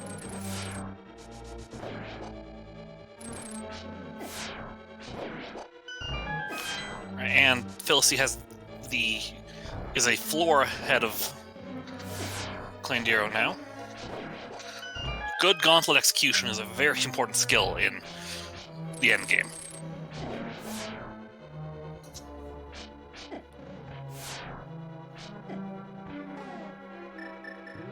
Yep, so there's not too much randomness left, aside from Ganon deciding to troll us all with 17 warps. And yet, that's not random for the matchup either, because the Ganon warps are seeded.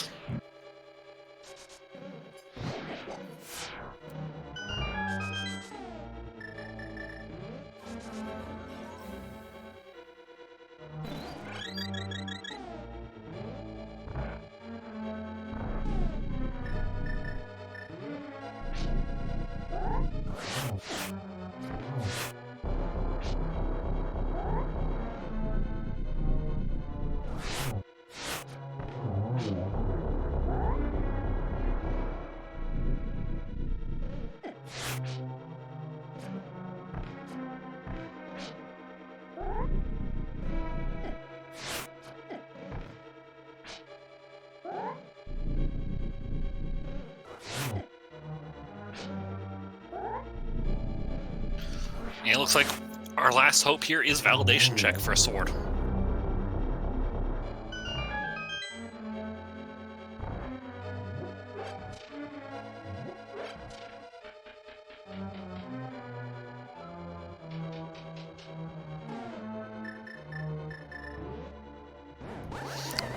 That's not a sword. Can't kill Ganon with that.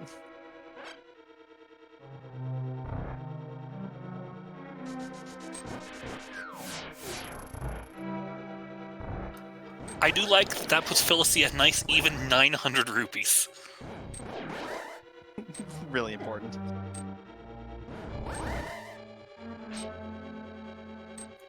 So, what do you think about Master Sword Ganon? Well, having done one to win round 1, it's slow, it sucks, even with silvers. It's just gonna be go slow, be careful, don't die. And with red mail versus green mail, that could potentially be interesting. Yeah, Filistea can take 3 hits in phases 1 and 2, and can survive a 1 hug with Ganon.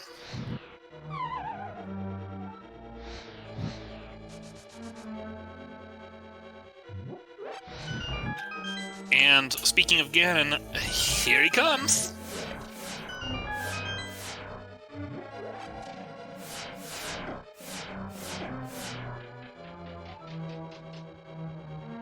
So really it's just going to come down to pure execution. It's just if somebody drops, that's a very long reset time.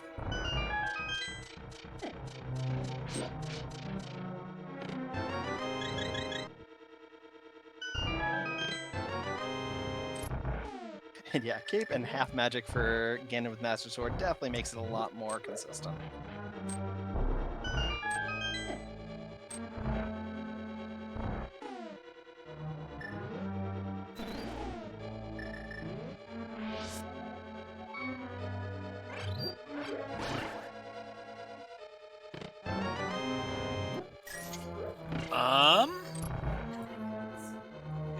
Filistea went for potions, I think.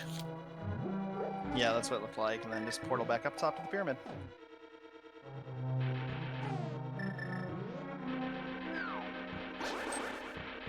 Which makes perfect sense. You're going to be in there for a while, may as well make sure you don't run out of magic health.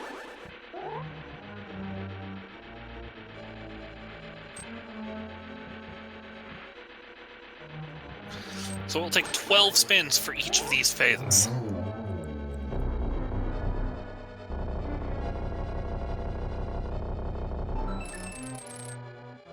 Well, we're getting the pain train started. Yeah, that Trident does 4 hearts of damage. The Fire Bats in Phase 2 do 4 hearts of damage. So you just have to be careful, take it slow, and not die. Because I believe there was a lesson taught in one of the weeks that one of the fastest ways to improve your time is to die less. Always the #1 time save. The very John Madden, well, you just gotta kill them before they manage to kill you.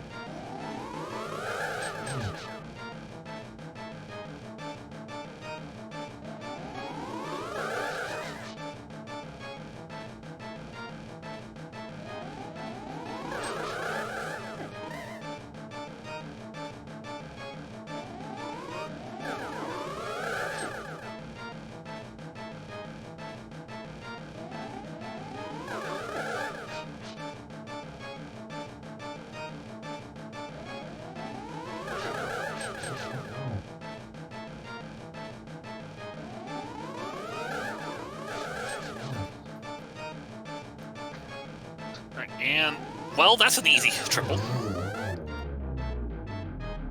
Nice cleanup.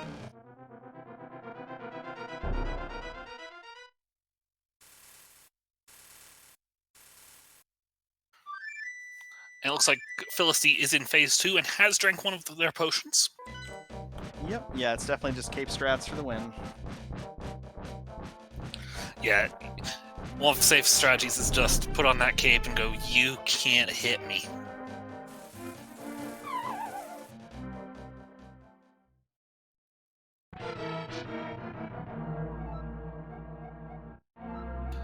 Do they have another potion for getting magic back for phase 4? Yeah, I just opened up her stream, their stream, just because it was being really questionable on our end. It looks like she had one, chugged it, and going into phase 4 with full magic. Okay.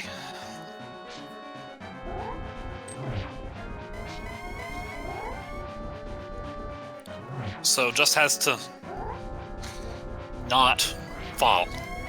Sometimes the hardest part of Master Sword is there is an incredible amount of recoil. Yep, and thankfully, since it's you hitting things, you can at least try and push away from the pits, but sometimes the game says away you go.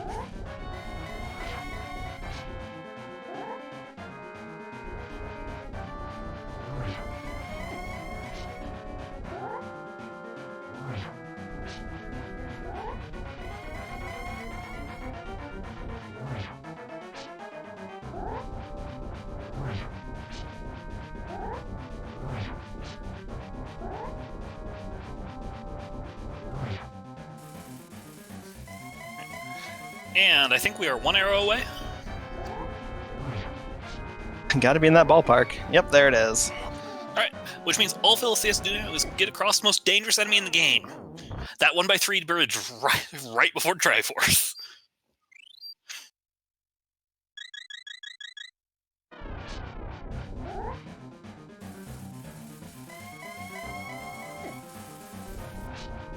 Alright, and get your GGs in chat for Filistea. Finishing with an official racetime.gg time of 1 hour, 40 minutes, and 45 seconds.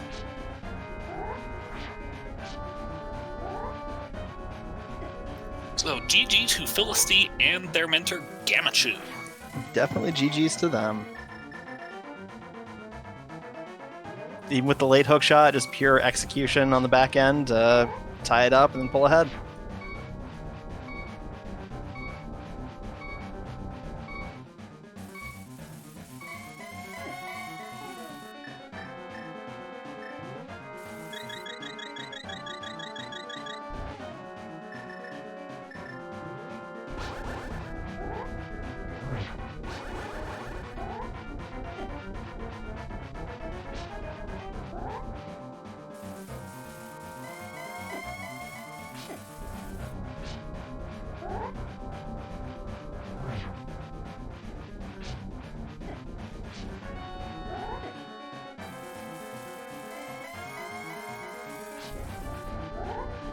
Phase 2 giving some trouble to Klandiro.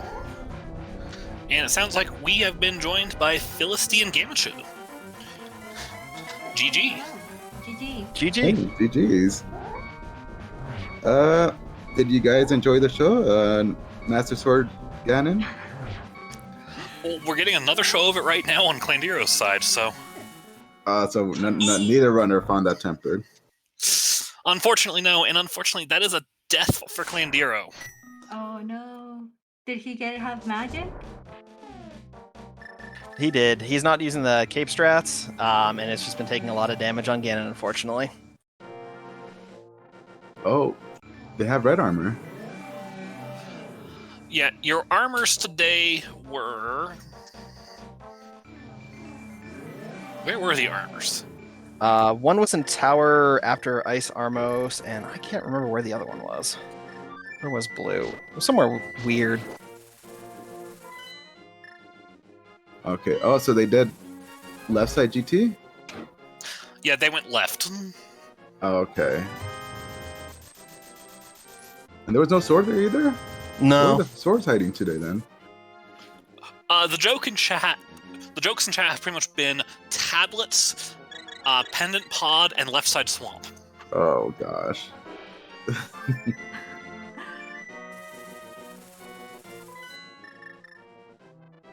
Chat confirming the second one was on Catfish. That's right. That's what it was. And Klandiro routed Catfish into Zora, so... Okay. You know, I told Filistea after we did TR, you know what? A lot of things don't exist right now because, you know, we were expecting to find the hookshot or flute or, you know, maybe a medallion requirement for Meyer. We found nothing for like, okay, we gotta start making maybe a little gambles here. Pod was my next, something that we were kind of talking about. But glad that hookshot came across first, right before pod. Thinking of the routing decisions you two made, what led you to skip doing the floodgate? I think we found progression, and we were just like, okay, let's just follow the progression. Yeah, we had just gotten, I think, Dark World access. I think there was a Moon Pro or something in Mini Moldrum Cave. And that was the Filistea hammer. Oh, the hammer, okay. Yeah, and Filistea was was gonna do Dam into Agina, but decided, we already had Dark World. Like, yeah, we could just hold off on it. And until we did, we did a lot of the Overworld, Dark World clearing, Skull Woods, and then at that point we're like, okay, we could do maybe Privilege Catfish, but we could do, what do you call it? Dam first, kind of get that out of the way. And then we found the mirror, like, okay, we'll just finish off Agina's cave and go straight to the mountain, because the mountain was all open up with that mirror on hand. Yeah, we saw the mirror and we both said like, oh, of course the mirror was gonna be there. Yeah, that's such a bad spot. Like, it's nice if you're able to combo in with Swamp, but the mirror's just right there. I always like to laugh at the mirror in that exact check because every runner likes having a mirror to block delete there. Oh yeah, that's true. Or at the very least, the hook shot, right? Anything to go fast.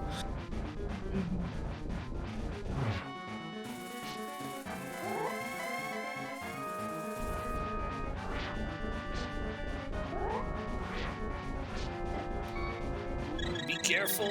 Okay, good. We got the potion off before getting hit again. They ended up skipping out TR in this instance, huh? Yeah, they had the hook shot, so Yeah. Kane meant everything was open to them, including easy clears of swamp and ice. Mm-hmm. Yeah, it seemed like the big deciding factor for their routing was they more or less had everything they needed, but they wanted more swords just for safety to be able to do the Ganon fight, and unfortunately they kind of got burned because none of them showed up. You would think there's always at least one sword in GT, right? Nobody checked the big chest. Maybe there's one there. Yeah. Did they do Tile Room? No one has the tile room either. Okay, so the swords are Tile Room and big chest confirmed. No, I'm still going to insist one of them has to be left side swamp here. Yeah, that's the best spot. It was good to hear Phyllis because when we got the big key on right side, I asked her, do you want to, maybe we could find the safeties or the sword? We could go the DM room. Maybe we could find some goodies there. Because we all know Master Sword Ganon it's never fun. But that half magic was, I believe, was super big. Yeah, and actually as I was entering that room, I was saying, or at least half magic would be nice. And then we saw the half magic and we just laughed. Yeah, and the torch.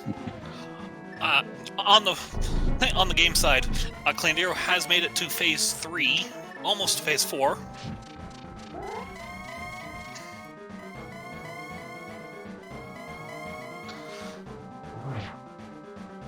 One of the biggest differences between you guys was actually boss execution. Philistea's boss execution has been phenomenal.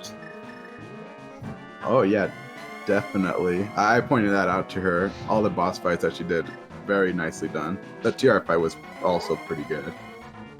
I don't believe she even had a green potion at that time. I don't recall so, but yeah, able to get on Trinex really easily. I don't think there was a potion for TR. It was really smooth though. I think we had a red potion that Yeah, because I was more worried about the magic usage, but no, she ended up coming through very, very well too.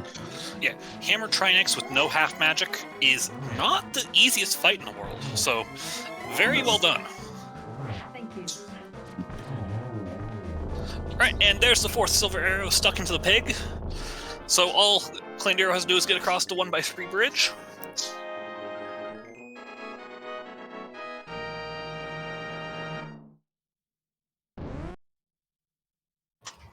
And there it is.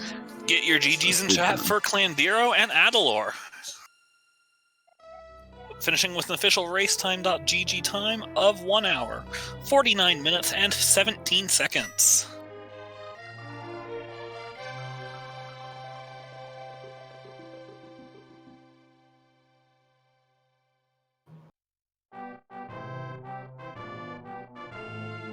So GG to everyone involved in this race today.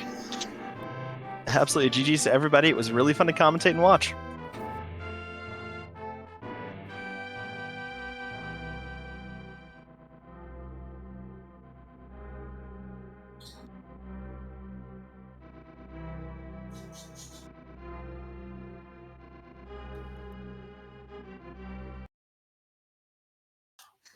I guess the other question I'd like to ask Filistea here is a question I like to ask the mentees whenever I'm on comms, but is there anything fun that you learned here from Gamma?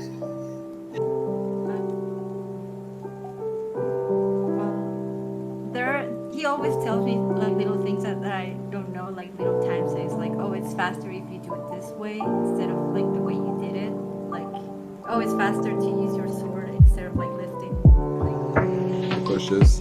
bushes, yeah. Or like if you go this way, it's slightly faster. TR, the first two rows routing. Yeah, little time saves I like to point out here, just because they add up at the end. Yeah, and he also told me how to do spooky, but I didn't practice it, and it didn't work. She So- did get the first part right, though. She did get the first part, but it's a work in progress. And welcome and GG to Klandiro and Adilor. Hello. Hey, GG's. Yes, GG's. GG's to you. So I can't help but notice on these trackers that neither of us found more than 2 swords. That is interesting. I bet they're both on Laser Bridge. Nope. They're not on Laser Bridge because Filistea No. full cleared Turtle Rock. Oh. Yeah. Trey, did you put one in tile room? I know he's not here right now, but We can. I think Gamma and I have made the final decision that since we have no knowledge otherwise, I think it was it Big Chest and Left Side Swamp Gamma? Yeah. That seems about right. yeah, that also seems about right.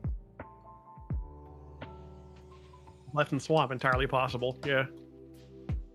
With how quickly this seed opened up, there's so many places they could have been. Oh yeah, the routing on the seed was nuts. Like getting the myths as early as we did, and then like almost. I think we're pretty early to boots. As you can get boots, I'm just like, there's so much of the seed to do. We have like 5 crystal dungeons. Let's do all of them.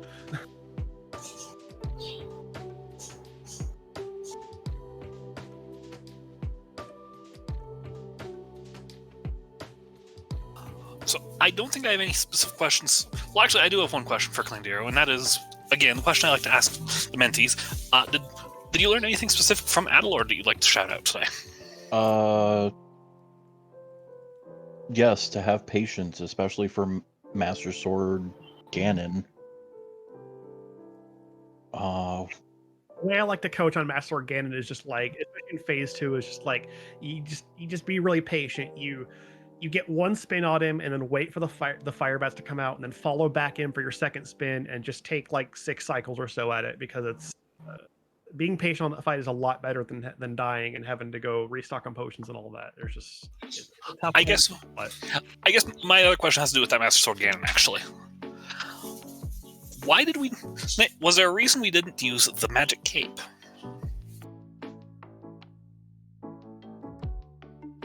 Could have. I don't say there's a reason we specifically didn't. I think we were. I honestly. Okay, let me back that up. Actually, if there's a reason we didn't, it's because I think I was already throwing in a lot of words. I didn't want to make too many words and try to be like, okay, you also have this other option of using the cape and kind of using it during firebat cycles. I don't know. I felt like I didn't want to put another variable in and have to make Klandiro here worry about like, oh, should I be using the cape more but running out of magic or whatever. Like I just keeping things simple enough, I guess. Oh, that was my worry. So I probably should have asked, because it was in the back of my mind, but also just if I use it, am I going to have enough magic to get the torches to then silver Ganon? Yeah, and that is a consideration, because you had like level 2 potions. If you end up using all your magic, and even with silvers on Master Sword, you still have to be kind of a little bit careful if your phase 4 cycles aren't going particularly well. So there's a lot to consider in Master Sword Ganon. I don't know. It just didn't occur to me. It didn't feel like a good idea to be like, also there's this option of the cape. But yes, you could have absolutely used that for like fire bat cycles. But yeah, I still think we did okay. At the end of a long seed, you just kind of want to say, okay, let's just sit down and make sure we can finish this, because Master Sword Ganon is a marathon, not a sprint. It absolutely is, yeah. I've also never done Master Sword Ganon before, so I was kind of in the zone and hyper-focused. Well, for a first run, it was a good showing. Well, thank you. Yeah, GG's. Yes, GG's. So, Mr. Ibis, do you have any final questions before we look for final comments? No, nothing comes to mind. It was a really good race that everyone just kind of went different directions and all kind of looped back together pretty nicely at the end. Do we have any final comments from the runners or the mentors? Just thank you guys for putting the restream to you guys, the comms and the tracker. Thank you, and to Adilor and Klandiro, GG's, and thank you, Gamma, for mentoring me. Oh yeah, definitely. Echoing what Philly's just said there. Thanks for the comms, trackers, and always good to see how the improvements that mentees end up going match after match. So it's nice to see that, and the execution just going up, little by little, race after race. It's nice to see that improvement. Not just in Philly, but all the runners out there, everyone running this in the tournament. It's nice to see that.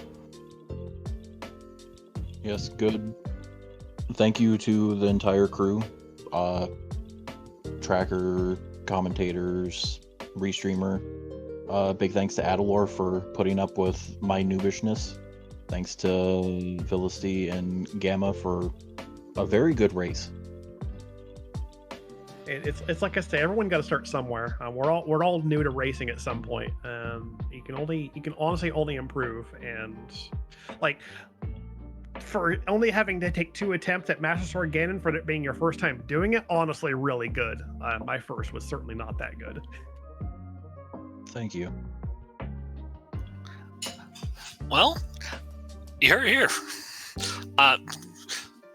Big thanks to our runners, Klandiro and Filistea, as well as their mentors, Adilor and Gammachu. Be sure to give both runners and both mentors a follow. In addition, thank you to Tenit, who's been dutifully handling all of our button pressing today. The tracking is an underappreciated job that is extremely important. And a big thanks to Mr. Ibis for a fantastic co-commentary. Don't forget to thank yourself, Zeke, for being fantastic at the lead. And, of course, big thanks and shout-outs to the Gomo podcast. And it occurs to me, we actually shout out to Restreamer on this one, but shout-outs to TreySpyre for putting on the Restream. And if you like what you've seen, keep following Gomo podcast, because we've got another 4 weeks of Swiss rounds, let alone the fact that we have brackets coming after that.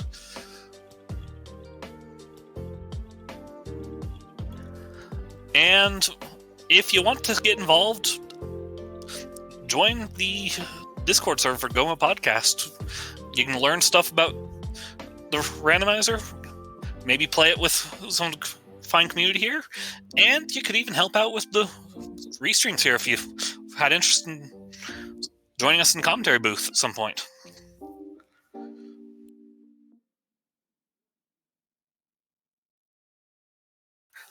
And one of our admins has helpfully pointed out that following this run, we're going to be rating Fear Agent, a friend of the podcast. So go go support them, and for our as final goodbye, let's go visit Fear Agent. Thank you all for watching.